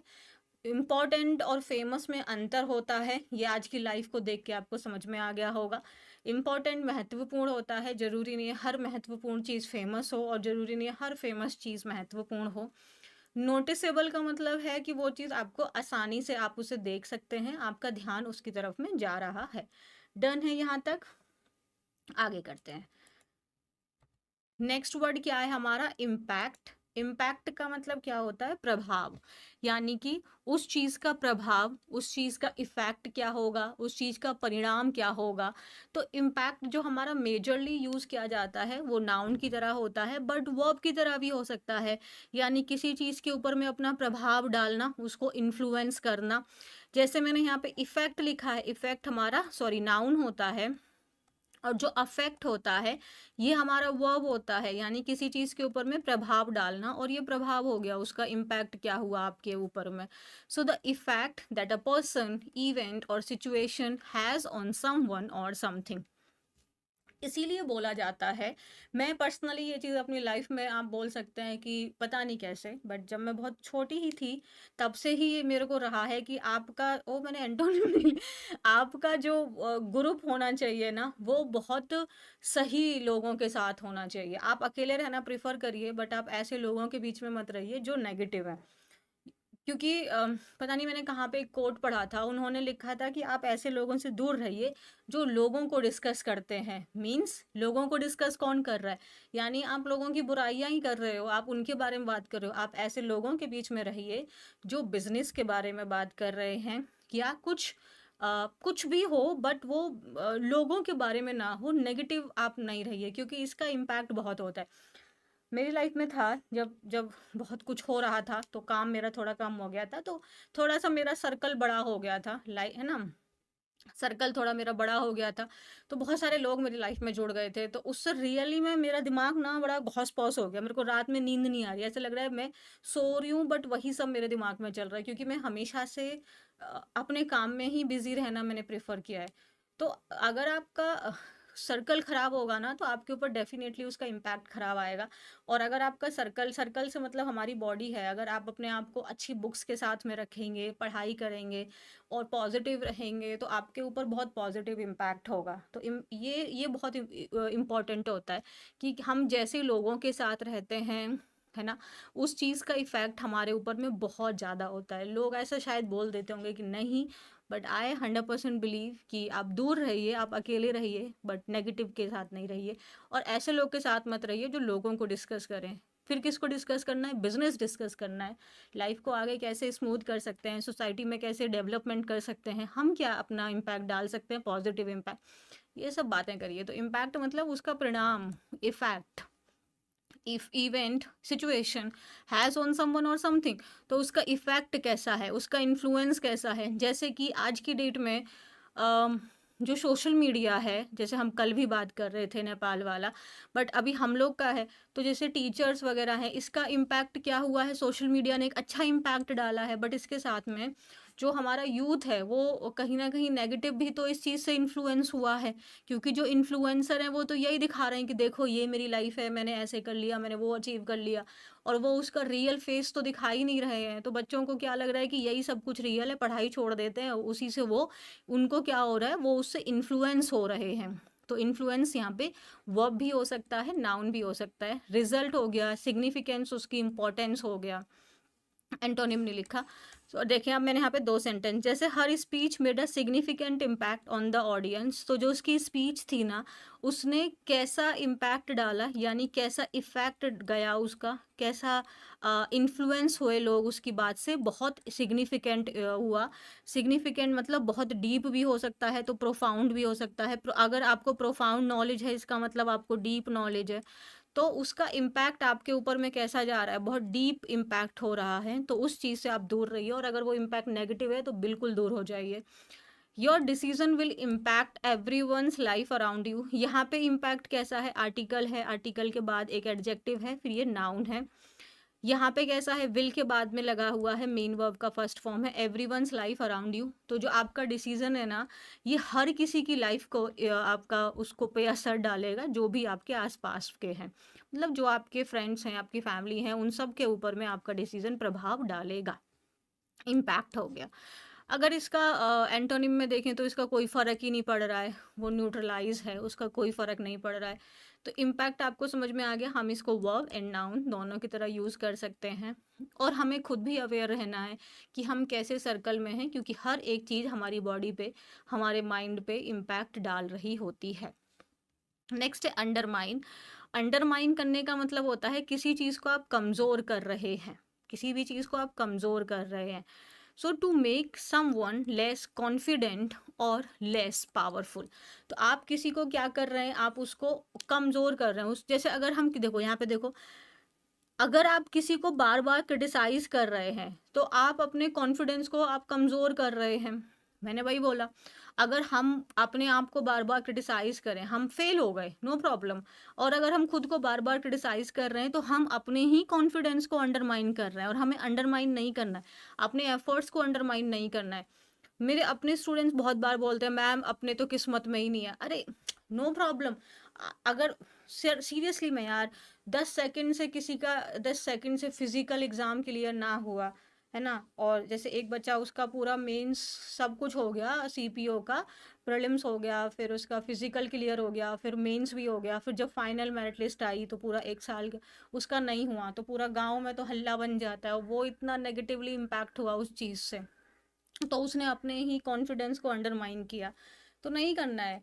किसी को क्या पता आपने कितना, आपने जो ऑलरेडी आप इतना स्टेज पे पहुंचे हो, वो अपने आप में कितना पावरफुल है, तो हम कैसे अंडरमाइन कर ले। मैंने कहा ना, सक्सेस का मतलब ये नहीं है जब फाइनल रिजल्ट आ जाता है। सक्सेस का मतलब ये भी है कि आपने फर्स्ट अटेम्प्ट में प्रीलिम्स भी क्लियर कर लिया, आपने फिजिकल क्लियर कर लिया, मेंस क्लियर किया, फिर फाइनल नहीं आया तो नहीं आया, बट इतना स्टेज पे आप पहुंच गए, ये कम चीज़ है। तो अंडरमाइन तो कभी नहीं करना है। So to make someone less confident, और हमें कोशिश करवानी है कि हम एटलीस्ट ऐसा कोई काम ना करें, या ऐसा कभी ना बोल दें कि हमारी वजह से कोई अपने आप में लेस कॉन्फिडेंट फील करे। बेटर है कि आप कुछ ना बोलें और दूर रहें। सो किसी को आप कमज़ोर कर रहे हैं। सैबोटाज करना, सैबोटाज का मतलब जानबूझकर आप उसके काम को डिस्ट्रॉय कर रहे हैं, कमज़ोर कर रहे हैं, क्रिपल कर रहे हैं। इनफीबल का मतलब कमज़ोर कर रहे हैं। नेक्स्ट एंटोनिम देखें तो री इन्फोर्स करना। री इन्फोर्स करना मतलब उस चीज़ को और मजबूत बना रहे हैं, आप उसको स्ट्रेंथन दे रहे हैं, मजबूत बना रहे हैं, उसको एंकरेज कर रहे हैं, उसको मोटिवेट कर रहे हैं। अंडरमाइन का पार्ट्स ऑफ स्पीच क्या है, वर्ब है। जैसे her constant small criticism began to undermine his confidence. ऐसा हो सकता है कि सपोज करो कि यहाँ पे एक लड़की है, अब उसमें हर दिया है तो, और एक लड़का है, बॉय है। तो अगर इसकी जो मान लेते हैं ये इसकी फ्रेंड है, अगर ये इसको बार बार क्रिटिसाइज करे, देखो तुम ये नहीं करते, वो नहीं करते, तुम्हें ये नहीं आता, तो एट लास्ट क्या होगा कि इसको अपनी ही ऊपर शक होने लगेगा, है ना, वो अंडरमाइन करने लगेगा अपनी हर एक परफॉर्मेंस को। तो ऐसा नहीं करना है। हम समझाना एक अलग होता है, क्रिटिसाइज करना, बट अगर वो आपका क्या है, कंस्ट्रक्टिव है, वो आपको करना है। वो तो मैं बहुत करती हूँ, ऐसे थोड़ी मैं प्यार दुलारी करती रहती हूँ, मैं तो बहुत डांटती हूँ, बट वो हो कि वो बैलेंस होना चाहिए। अंडरमाइन ना हो जाए, आप इतना डांट दो किसी को कि बेचारा वो अब अंडर कॉन्फिडेंस ही चला जाए। सो हमें अंडरमाइन नहीं करवाना है उसको, हमें उसकी परफॉर्मेंस को सैबोटाज, मतलब सैबोटाज का मतलब हो जाता है किसी को डिस्ट्रॉय करना। Sabotage means destroy. डन है, ये समझ में आ गया। सो इम्पैक्ट मतलब वर्ब एंड नाउन की तरह यूज़ कर सकते हैं, और अंडरमाइन करना मतलब उसको कम करना, उसको आप किसी को कम आंकना भी हो सकता है, ये भी हो सकता है। नेक्स्ट वर्ड क्या है हमारा, इक्यूप। इक्यूप विद, फिक्स प्रपोजिशन विद आ जाता है इसके साथ में। इक्यूब का मतलब होता है वो चीज़ें आप उसको प्रोवाइड कर रहे हैं, तो जो भी नेसेसरी सामान, टूल्स हैं, स्किल्स हैं, supplies, information for a specific purpose. जैसे अगर हम एग्ज़ाम की बात करें तो आपका स्किल क्या है, आपने अच्छे से पढ़ाई की है। अगर एज अ टीचर मेरा स्किल क्या है, मुझे किस चीज़ से इक्विप्ड विद होना चाहिए कि मैं जो पढ़ा रही हूँ वो करेक्ट हो। एटलीस्ट मैं अपनी तरफ से अच्छे से रिसर्च करके, अच्छे से पढ़ के, अच्छे से अपने आप में कॉन्फिडेंट होके ही मैं अपने बच्चों को पढ़ाऊँ। तो मुझे किस चीज़ में अपने आप को फर्निश करना है, अपने आप को लेके आना है कि जो मेरी जो भी मैं दे रही हूँ ये वेल हो, अच्छा हो, करेक्ट हो, एक्यूरेट हो। सो इक्विप विद का मतलब है उस चीज़ से भर देना, उसको वो चीज़ें प्रोवाइड करना। अपने अंदर भी तो आप इक्विप विद, आपको जो नेसेसरी जो आपको चाहिए उसके साथ आपने भर लिया। सो आपने क्या कर लिया, प्रोवाइड करना किसी दूसरे को, और खुद को भी हो सकता है। सप्लाई विद, प्रिपेयर विद, समझ में आया। फर्निश विद, जैसे the classroom was equipped with smart boards and tablets. तो जो क्लासरूम था वो किस चीज़ से भर दिया था, क्या चीज़ें क्लासरूम में प्रोवाइड कर दी थी, स्मार्ट बोर्ड्स और टैबलेट्स से।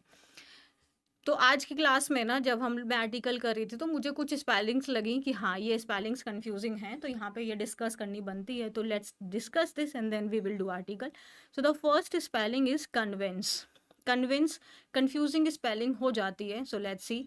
कन्विंस में आपको पता है ये जो VINCE है, इसका ये जो है ये विक्टर, विक्टर मतलब विजय से आया, कॉन्कर से बना है ये पूरा आपका कॉन्कर।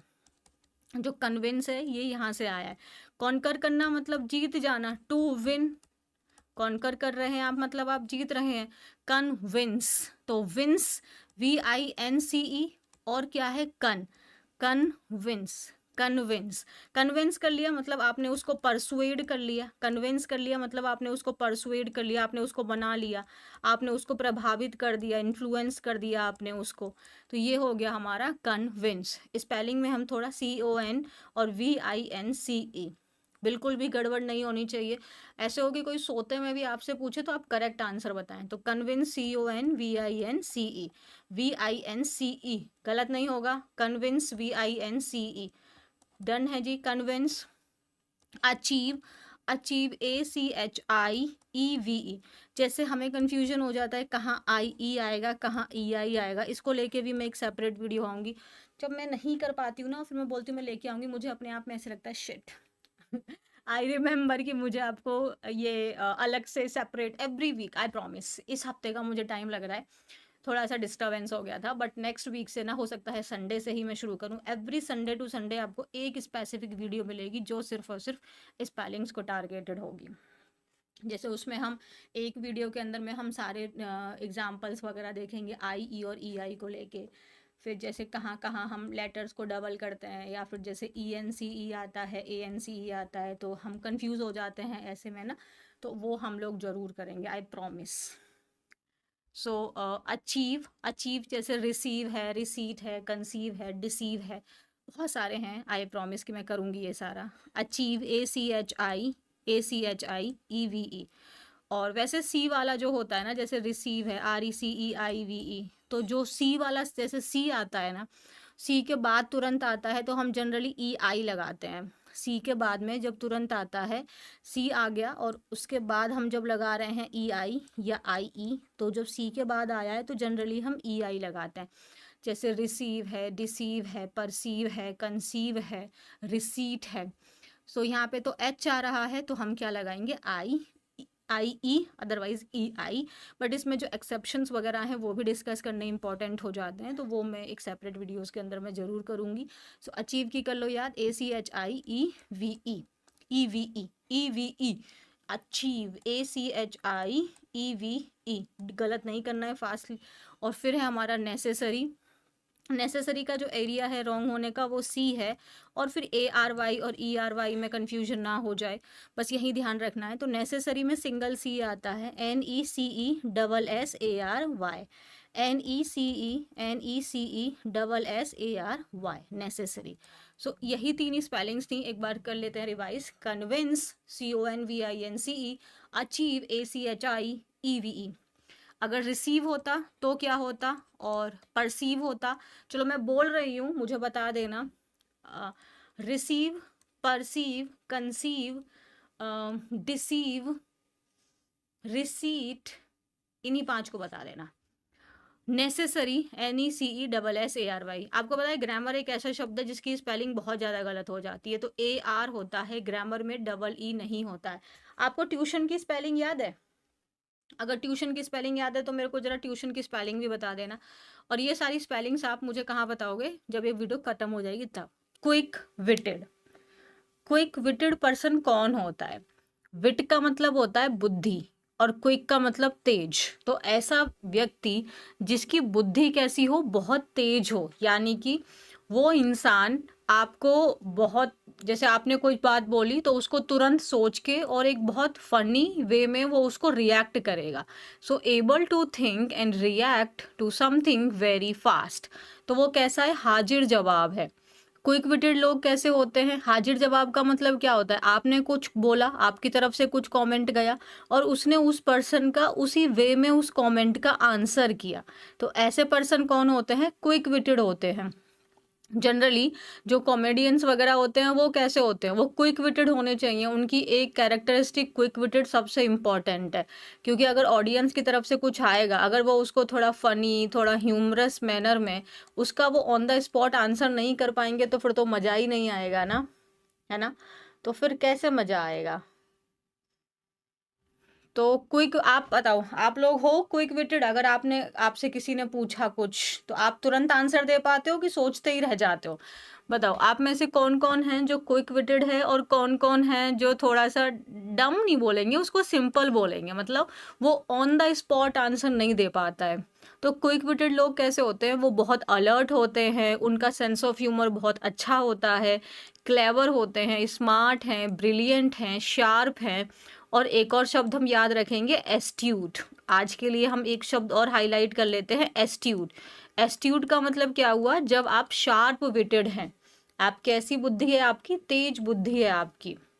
अगर हम इसके एंटोनिम्स में देखें तो डम्ब है, स्टूपिड है, या फिर सिंपल है वो व्यक्ति, मतलब एक साधारण व्यक्ति है वो। ऑब्ट्यूज का मतलब वही हो जाता है, थोड़ा डम है, स्टूपिड है, ऑन द स्पॉट आंसर नहीं कर पाता है।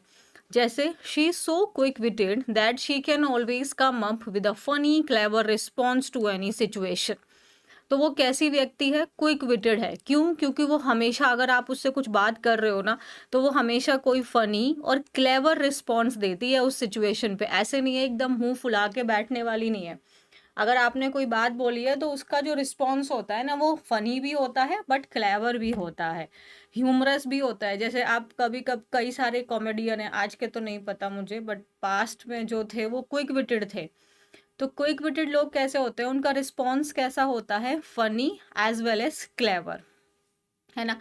जैसे अगर हम दूसरा सेंटेंस देखें, the comedian is incredibly. Incredibly मतलब, इनक्रेडिबल मतलब कोई चीज होती है जो अद्भुत है। Quick witted improvising jokes on the spot. Improvise करने का मतलब होता है किसी चीज को आप ऑन द स्पॉट प्रिपेयर कर रहे हो, आप उस चीज का आंसर कर रहे हो। वो आपका प्री प्लान्ड नहीं है, आपने उसको तुरंत प्लान किया और तुरंत आपने उसको डिलीवर किया। सो इम्प्रोवाइज क्या होता है? ये भी एक टर्म है, हमने पहले भी पढ़ी हुई है। इम्प्रोवाइज का मतलब क्या होता है?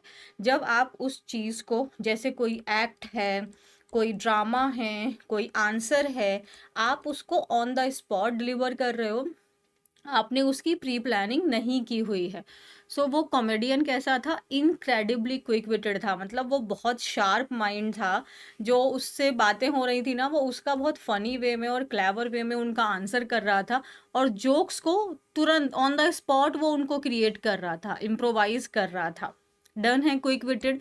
नेक्स्ट है हमारा नोटोरियस। नोटोरियस व्यक्ति कैसा होता है? फेमस तो होता है, नोटोरियस पर्सन फेमस तो है, लेकिन कुछ गलत चीज के लिए फेमस है। नोटोरियस लोग कैसे होते हैं? ये वन वर्ड सब्स्टिट्यूशन में भी आ सकता है आपके एग्जाम के। नोटोरियस लोग कैसे होते हैं? If somebody is notorious that means that person is famous but for something bad. वो फेमस तो है बट वो गलत चीज के लिए फेमस है, जिसको हम कुख्यात कह देते हैं, फेमस फॉर समथिंग बैड, किसी गलत चीज़ के लिए अगर वो पर्सन फेमस है, अगर मान लो कोई इंसान फेमस है बट अपनी डिसऑनेस्टी के लिए, लोगों को चीट करने के लिए, कुछ गलत काम करने के लिए, तो ऐसे पर्सन को हम नोटोरियस कहते हैं। सिनोनिम्स में क्या होगा? इनफेमस। इनफेमस मतलब you are famous but for something bad, ill famed, disreputable, आपका रेपुटेशन कैसा है? गलत है। रेपुटेशन, लोग आपको किस तरीके से जानते हैं? गलत एक्टिविटीज़ की वजह से आपको जानते हैं। जैसे the airline is notorious for its frequent flight delays, तो एयरलाइन किस चीज़ के लिए फेमस है? जो उनकी लगातार, जो बार बार उनकी फ़्लाइट को डिलेज होती रहती है ना, इस चीज़ के लिए एयरलाइन फेमस है। तो क्या ये पॉजिटिव है? ऑब्वियसली ये नेगेटिव ही है। अगर आप नोटोरियस हो, that means you are famous but for something bad, and just like he is notorious for being an unreliable friend. Oh God, this is so bad. कोई पर्सन फेमस है लेकिन वो किस चीज़ के लिए फेमस है कि अगर आप इससे दोस्ती करोगे ना, तो जब आपको इसकी ज़रूरत होगी ये वहाँ पे प्रेजेंट नहीं होगा। रिलायबल, ABLE मैंने हमेशा बताया है, एबल का मतलब लायक है, और रिलाय करना मीन्स आप किसी के ऊपर में निर्भर हो सकते हैं, उसके ऊपर डिपेंड, जैसे मैंने आपको बताया था, depend on, rely on, count on, इन सब का मतलब किसी के ऊपर निर्भर होना।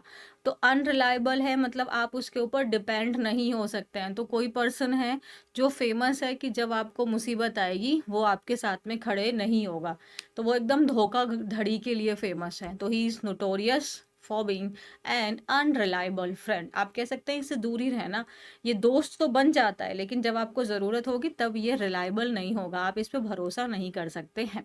सो नोटोरियस एक इम्पॉर्टेंट वर्ड है, इसका मतलब होता है when you are famous but for something bad. Quick witted का मतलब क्या है? आपका जो दिमाग है ना वो बहुत शार्प है और आप ऑन द स्पॉट आंसर कर पाते हैं, है ना, in a funny and in a clever manner. Done है यहाँ तक?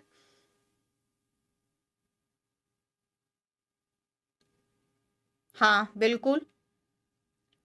वेरी गुड इवनिंग जय, आप बहुत लंबे टाइम बाद में आज आए हैं क्लास में।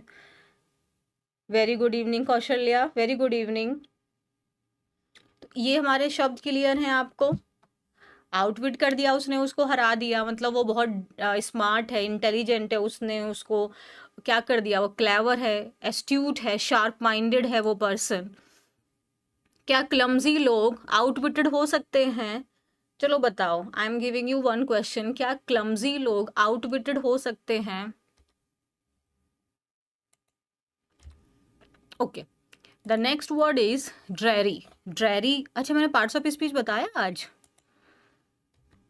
एक सेकेंड, मैंने पार्ट्स ऑफ स्पीच तो बताया ही नहीं। ओ सॉरी, मैं बता देती हूँ एक बार। क्विक विटेड क्या है? ये आपका क्वालिटी को शो कर रहा है, so this is your adjective. And notorious is again showing your quality, आप फेमस तो हैं but for something negative, so again it is your, the parts of speech is adjective. Next is dreary. Dreary का मतलब है यार कोई चीज़ ना, मतलब बहुत उदासी भरी हुई है, कोई चीज़ बहुत सुस्त है। ड्रेरी है मतलब वो चीज़ बोरिंग है, मेकिंग यू फील अनहैप्पी, आज कुछ खास मज़ा नहीं आ रहा है, तो वो चीज़ कैसी है? ड्रेरी है, मीन्स बहुत उदासी भरी हुई है वो चीज़, एकदम बकवास है, बोरिंग है, कुछ एक्साइटिंग है ही नहीं उसके अंदर। तो वो चीज़ कैसी है? अनएक्साइटिंग है, विदाउट एक्साइटमेंट है, कुछ एक्साइटमेंट ही नहीं है, एकदम डल है।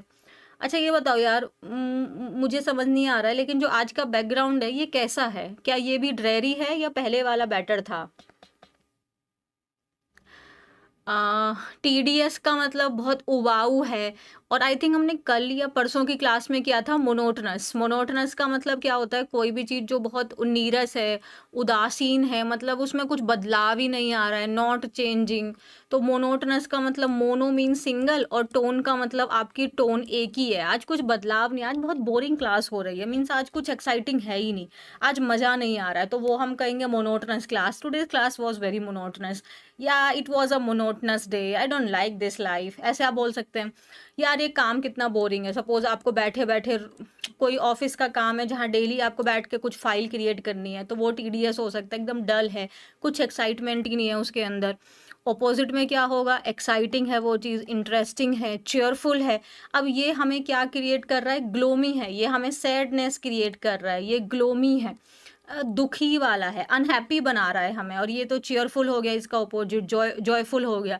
सो जैसे आप कह सकते हैं the movie was so dreary that I almost fail asleep. तो मूवी कैसी थी, बहुत बोरिंग थी, बहुत बकवास थी कि मैं ऑलमोस्ट सो ही गया था। तो ड्रेरी का मतलब कैसा होता है, कोई चीज़ बहुत बोरिंग है और जिसकी वजह से आपके मन में एक उदासी छा रही है। कभी कभी होता है ना कि हमारे लाइफ में कोई कोई ऐसा दिन होता है जो बहुत बकवास होता है, कतई मज़ा नहीं आ रहा होता हमको।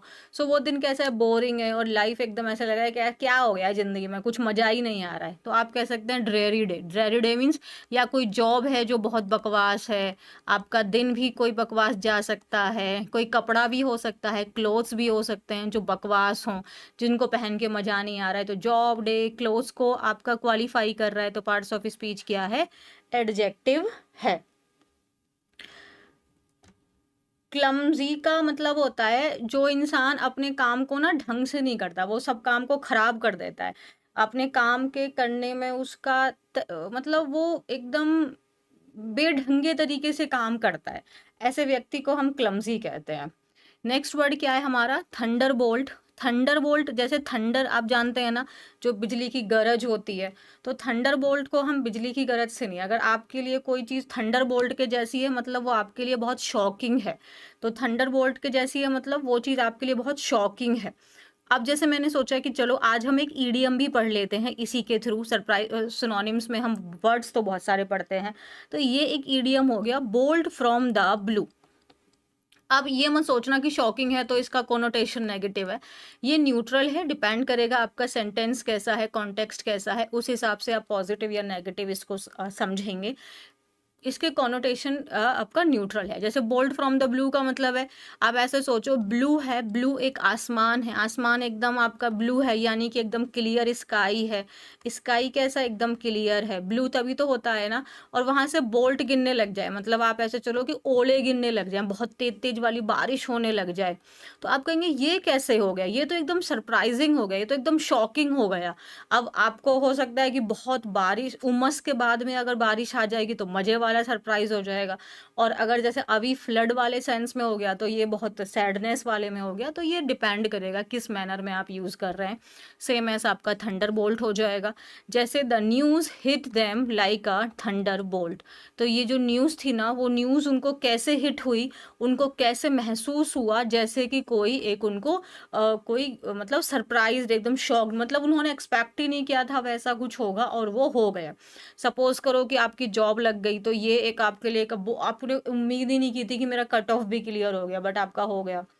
वैसे हो सकता है जैसे उसका रेजिग्नेशन जो था ना, वो एक थंडर बोल्ट की तरह था और जिसने पूरी कंपनी को क्या कर दिया, शॉक कर दिया। सो थंडर बोल्ट का मतलब क्या हुआ है, something that is very very surprising because you have not expected that. Idiom क्या हो सकता है आपका, bolt from the blue. Bolt from the blue का मतलब ऐसी कोई भी घटना जो अनएक्सपेक्टेड हो, क्योंकि आपने उसके होने की उम्मीद नहीं की थी। डन है। So the his resignation was a Thunderbolt. आप समझ सकते हैं आर्टिकल के बाद लगा है, क्लियरली ये एक नाउन है। ओके, नेक्स्ट है हमारा अनडेटर। अच्छा, एक चीज आप अगर देखेंगे, हम कई बार पढ़ चुके हैं डेटर। डेटर का मतलब होता है किसी काम को होने से रोकना, उसको प्रिवेंट कर रहे हैं आप, उस काम को होने से रोक रहे हैं, या आप उसको क्या कर रहे हैं, डीमोरलाइज कर रहे हैं, आप उसको डिसवेड कर रहे हैं, आप उसके मोटिवेशन को डाउन कर रहे हैं।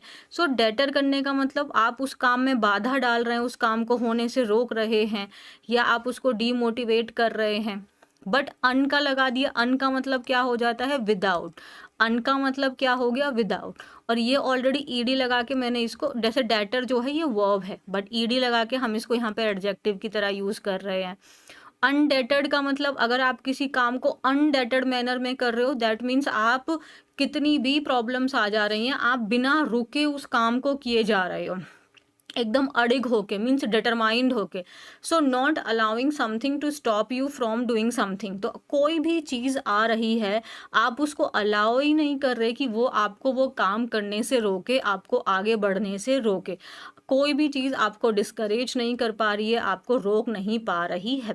तो आप कैसे हैं? रेजोल्यूट हैं। रेजोल्यूट लोग कैसे होते हैं? एकदम डिटरमाइंड होते हैं, फियरलेस होते हैं, फर्म होते हैं वो लोग, रिजिड होते हैं। अब यहाँ पे देखो, उस दिन हमने पढ़ा था ना रिजिडिटी गलत कैसे था, बट यहाँ पे रिजिड का मतलब क्या हो गया? आप एकदम डिटरमाइंड हैं, आप एकदम फर्म हैं अपने काम को लेके, आप एकदम रिजिड हैं। आप कोई भी आपको डिस्करेज ही नहीं कर पा रहा है ना। और अनडेटर्ड का ऑपोजिट हो जाएगा डेटर्ड। डेटर्ड मतलब आप, उस बंदे ने आपको डरा दिया, डिस्करेज कर दिया, आपके दिल को दुखा दिया, आपको निराश कर दिया, डिसहार्टन कर दिया, डीमोरलाइज कर दिया। सो अनडेटर्ड का मतलब आप कितनी भी कठिनाइयों के बावजूद भी आप अपने काम पे अडिग हुए हैं, आप अपने काम पे लगे हुए हैं, आप आगे बढ़ते जा रहे हैं। तो आप कैसे हैं? आप अनडेटर्ड हैं, रेजोल्यूट हैं, फियरलेस हैं, डिटरमाइंड हैं, फर्म हैं, रिजिड हैं। जैसे ही रिमेन्ड अनडेटर्ड बाय क्रिटिसिज्म, तो उसकी बहुत आलोचना हो रही थी, बट उन सब के बावजूद भी वो अपनी बात पर अडिग रहा। तो अब देखो, रिमेन क्या है? ये वर्ब है, और ये भी ईडी है, ये भी ईडी है, लेकिन ये जो है ये वर्ब, जब आपका वर्ब का जो थर्ड फॉर्म होता है वो पास्ट पार्टिसिपल होता है और वो हमारे एडजेक्टिव की तरह काम करता है, तो ये हमारा एडजेक्टिव है। सो वो कैसा रहा? अनडेटर्ड रहा, मीन्स अडिग रहा, डिटरमाइंड रहा, क्रिटिसिज्म के भी बावजूद। तो बहुत सारी प्रॉब्लम्स हैं, उसके बावजूद भी अगर आप अनडेटर्ड हैं, मीन्स वो प्रॉब्लम्स आपको रोक नहीं पा रही हैं, आपको डिस्करेज नहीं कर पा रही हैं। मैंने क्या बताया? Parts of speech, adjective. Done है। एक शब्द हमने पढ़ा ड्रेरी। ड्रेरी का मतलब कोई चीज़ बहुत बोरिंग है, उबाऊ है, मोनोटोनस है, टीडियस है, अनएक्साइटिंग है। थंडरबोल्ट का मतलब something that is very very surprising. And undated means आप रेजोल्यूट हैं, फियरलेस हैं, डिटरमाइंड हैं, फर्म हैं, रिजिड हैं, कोई आपको रोक नहीं पाएगा, आप अपनी बात पे अड़े हुए हैं। तो वो हो गया हमारा। नेक्स्ट है हमारा फ्लश्ड। एक फ्लश तो आप ऑलरेडी जानते ही होंगे, एक फ्लश तो आप जानते ही होंगे ना उसकी हम बात नहीं कर रहे हैं। दूसरा फ्लश्ड का मतलब होता है जब आपका फेस एकदम लाल हो गया है। अब आपका फेस लाल होने के कारण क्या हो सकते हैं? ड्यू टू मीन्स रीज़न बता रहा है, ये कारण बता रहा है। एम्बैरेसमेंट हो सकती है ना, कुछ एम्बैरेसमेंट की वजह से आपका फेस लाल हो गया, या किसी एक्साइटमेंट की वजह से, या फिर सच में बहुत गर्मी है, गर्मी की वजह से ऐसा हो गया है। सो फ्लश्ड का मतलब हो जाता है जब आपका फेस लाल हो गया हो। जैसे her face flushed when everyone laughed at her mistake. तो जब हर कोई उसकी मिस्टेक पर हंसने लगा ना, तो ड्यू टू एम्बैरेसमेंट उसका फेस कैसा हो गया? एकदम लाल हो गया। दूसरा, her face was flushed after the long run in the sun. तो जब हम लोग बहुत देर धूप में आने के बाद हमारा चेहरा लाल हो जाता है, तो यहाँ पे ये हीट के कारण हो रहा है, और यहाँ पे आपका एम्बैरेसमेंट के कारण हो रहा है। फ्लश्ड का पार्ट्स ऑफ स्पीच क्या है? आप पहचान सकते हैं। फ्लश्ड यहाँ पे वर्ब की तरह यूज हुआ है, so it is your verb. Done. So हाँ, सो हम यहाँ पे फ्लश को बस सिंपल याद रखेंगे, लाल फेस आपका रेड हो गया है, आइदर ड्यू टू इमोशन और ड्यू टू हीट। दोनों में से कोई भी कारण हो सकता है। मान लो आपने किसी लड़की ने अगर आपको पहली बार देखा और वो मुस्कुरा दी, तो आपका चेहरा लाल हो सकता है। अब वो किस वजह से है वो तो आप ही देखेंगे कि आपका चेहरा लाल किस वजह से हुआ। अगर वो आपको देख के मुस्कुरा दी तो बता देना। फ्लश्ड मीन्स आपका चेहरा लाल हो गया। नेक्स्ट है हमारा स्टेपिंग स्टोन। ये एक इडियम होता है, इसका मतलब होता है स्टोन मीन्स पत्थर, और स्टेप अभी हम पहले नींव रख रहे हैं, तो स्टेपिंग स्टोन हमारा नींव हो जाता है। नींव अगर हम किसी काम को करने की जो शुरुआत है, जैसे एन इवेंट और experience that helps you achieve something else. यहाँ पे एग्जाम्पल बेटर होगा। She viewed each challenge as a stepping stone helping her grow into a more confident person. तो वो देखती है, व्यू मतलब देखना, वो देखती है हर एक चैलेंज को एक स्टेपिंग स्टोन की तरह। मतलब ये उसको एक आगे के बढ़ाने में एक क्या है, ये एक क्या बोल सकते हैं इसको, थोड़ा एक और एक्यूरेट वर्ड मेरे को याद नहीं आ रहा है अभी, जो उसकी मदद कर रहा है उसको एक और कॉन्फिडेंट पर्सन बनने में। जैसे मैंने हमेशा ही ये बात अपनी लाइफ में मानी है कि ज़रूरी नहीं है कि हम आज ही सफल हो जाएं, या हमारे साथ की हमारी जिन्होंने साथ में काम शुरू किया हो सकता है वो फेमस हो, बट हो सकता है कि अगर हम बहुत फेलियर फेलियर फेलियर हम झेल रहे हैं, तो जो ये फेलियर हैं ये एक स्टेपिंग स्टोन है एक बड़ा एम्पायर क्रिएट करने के लिए। हाँ, बट अब यही डिपेंड करेगा कि आपका डिटर्मिनेशन कैसा है, आप अनडर्टर्ड रहते हैं कि नहीं। और अगर आप डर जाएंगे, आप परेशान हो जाएंगे, तो फिर तो फेलियर ही रह जाएगा ना। तो जैसे कि अगर मैं एक अपना छोटा सा एक एक्सपीरियंस शेयर करूं, तो जब मैंने अपनी खुद की कोचिंग शुरू की, तो वो आज की डेट में प्रेजेंट में नहीं है, बट मेरे पास में वो जो 1.5 साल जो मैंने उसको रन किया था अपने ही वजूद से, उसका जो एक्सपीरियंस है वो डेफिनेटली मेरे लिए एक बहुत लाइक इट इज़ लाइक उसका कोई वैल्यू ही नहीं है। वो डेफिनेटली एक बहुत बड़ा स्टेपिंग स्टोन है मेरी लाइफ में, जो मुझे आगे बहुत हेल्प करेगा और एक्चुअली हेल्प कर रहा है, राइट। तो स्टेपिंग स्टोन का मतलब हमारी लाइफ में एक ऐसा इवेंट या एक्सपीरियंस जो हमें हेल्प कर रहा है आगे की चीज़ों को अचीव करने में। Alter, okay. ऑल्टर का मतलब होता है किसी भी चीज़ को बदलना। ऑल्टर करना मतलब चेंज करना। ऑल्टर करना मतलब चीज़ों को बदलना, अमेंड करना। जैसे आप अमेंडमेंट देखते हैं ना, अमेंडमेंट क्या होता है, बदलाव किया गया है उसमें, ऑल्टर किया गया है उसमें, चेंज किया गया है उसमें, रेक्टिफाई किया गया है, कुछ करेक्ट किया गया है उसको, to make something different in some way but without changing it completely. Please mark my words, you are doing some changes but actually you are not changing that completely ना। So to make something different, आप उसमें कुछ बदलाव तो कर रहे हैं लेकिन आप उसको completely नहीं बदल रहे। जैसे आपकी कोई ड्रेस है, उस ड्रेस को हम ऑल्टर कर रहे हैं, तो मतलब हम उसको मान लेते हैं यहाँ से हमने थोड़ा सा उसको टाइट किया है, बट ऐसा थोड़ी है कि शर्ट को बदल के हमने टी शर्ट बना दिया, तो वो ऑल्टर में नहीं आएगा। ऑल्टर का मतलब है जैसे शर्ट हमारी होती है, पैंट होती है, वो लूज होती है तो हम उसको टाइट करवाते हैं, तो ये हम ऑल्टर करवा रहे हैं, उसमें थोड़े से बदलाव करवा रहे हैं। जैसे we have altered our plan means we have changed our plan, लेकिन हमने कंप्लीट चेंज किया है, लेकिन वो ऐसा नहीं है कि अब वो होगा ही नहीं। मतलब जैसे कि अब मान लो हमारा टाइमिंग था we will now arrive at 7 PM instead of 8 PM। So 8 बजे मान लेते हैं कि हमने कोई प्लान बनाया था कि हम सब लोग 8 बजे मिलेंगे, बट हो सकता है कुछ लोगों को प्रॉब्लम हो रही होगी, तो कह दिया कि अब हमने अपने प्लान को चेंज किया है, अब हम 8 बजे की बजाय 7 बजे मिलेंगे। दैट मीन्स कि we have altered our plan, we have changed our plan, ना कि हमने उसको पूरी तरीके से बदल नहीं दिया। चेंज का मतलब होता है उस चीज़ को थोड़ा सा हम डिफरेंस समझते हैं। ऑल्टर करना मतलब उसमें कुछ बदलाव करना है, हमें बदलाव किया है, बेटर वर्ड रहेगा मेरे लिए, बदलाव किया है हमने। तो यानी कि 8 बजे की बजाय 7 बजे, ये ऑल्टर हो गया। अब मुझे ना आपको थोड़ा सा कुछ और भी बातें करनी है ऑल्टर को लेके, तो एक सेकंड यहाँ पे हम रखते हैं, ठीक है। जैसे अब मैं आपको कुछ शब्द लिख रही हूँ, जैसे एक अभी हमने शब्द पढ़ा ऑल्टर, तो इसी को बनाते हुए हम लोग ले लेते हैं, एक मैं लिखती हूँ ऑल्टरनेट, एक मैंने ले लिया ऑल्टरनेटिव, एक मैंने ले लिया ऑल्टरकेशन, एक ले लेते हैं ऑल्टरेशन, और क्या ले सकते हैं। हाँ ऋषु, उस दिन आप बोल रहे थे मैम आपने अल्ट्रोइस्ट का होमवर्क दिया था, अल्ट्रोइस्ट। और चलो एक ले लेते हैं हम लोग ऑल्टर ईगो। इन सब का प्रीफिक्स आपको ऑल्टर दिखाई दे रहा है। Do you know the meaning of all these words?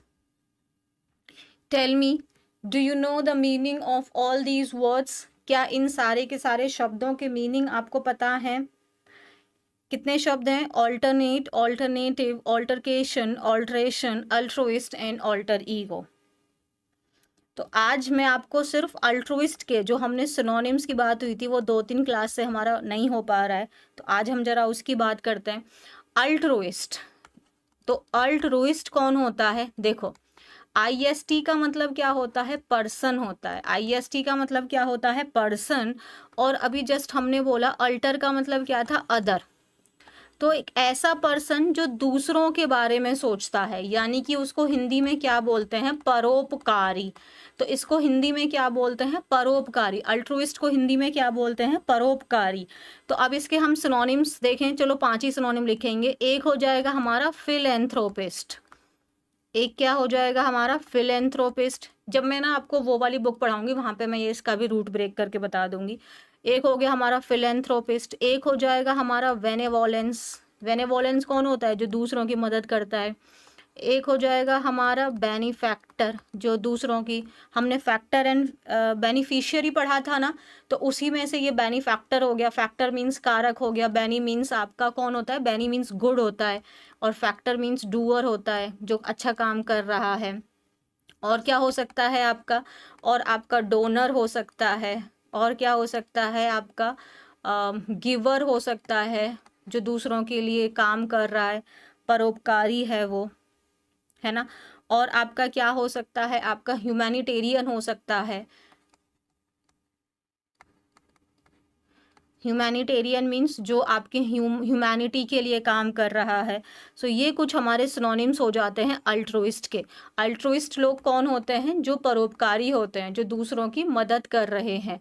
हाँ, डेफिनेटली ये लोग सेल्फलेस होते हैं। मीन्स अब इसके synonym philanthropist, benevolent, benefactor, donor, giver, humanitarian. तो ये हमने 6 शब्द देखे। Definitely they are selfless. तो ये लोग सेल्फलेस होते हैं। हेलो दीपू। तो अल्ट्रुइस्ट के आज हमने 6 सिनोनिम किए। और मुझे याद है कि एक और शब्द था जो मैंने नहीं बताया था, और मुझे बार बार हो रहा था कि आज बताना है, बट क्लास एंड हो जा रही थी, तो मैं अभी बता देती हूँ। जैसे आपने मुझसे पूछा था कि मैम ये लेडीज़ क्यों होता है, ये जेंटल लेडीज़ क्यों नहीं होता, और ये जेंटल मैन क्यों होता है, राइट। ऐसा क्यों नहीं है कि हम ladies and gentle man, gentle ladies क्यों नहीं बोलते। सी, पहले क्या था ना, आपका जेंटल विमेन बोला जाता था। अब विमेन मतलब महिला है, और जेंटल का मतलब ये नहीं है कि आप बहुत अच्छे हैं। जेंटल यहाँ पे ये नहीं शो कर रहा कि आप बहुत अच्छे चीज़ को नहीं शो कर रहा है कि आप बहुत अच्छे हैं। जेंटल का मतलब हो जाता है कि आप हाई रैंक पीपल में से आते हैं। हाई रैंक की कैटेगरी के अंदर आप आते हैं। मीन्स आप नोबल बर्थ है।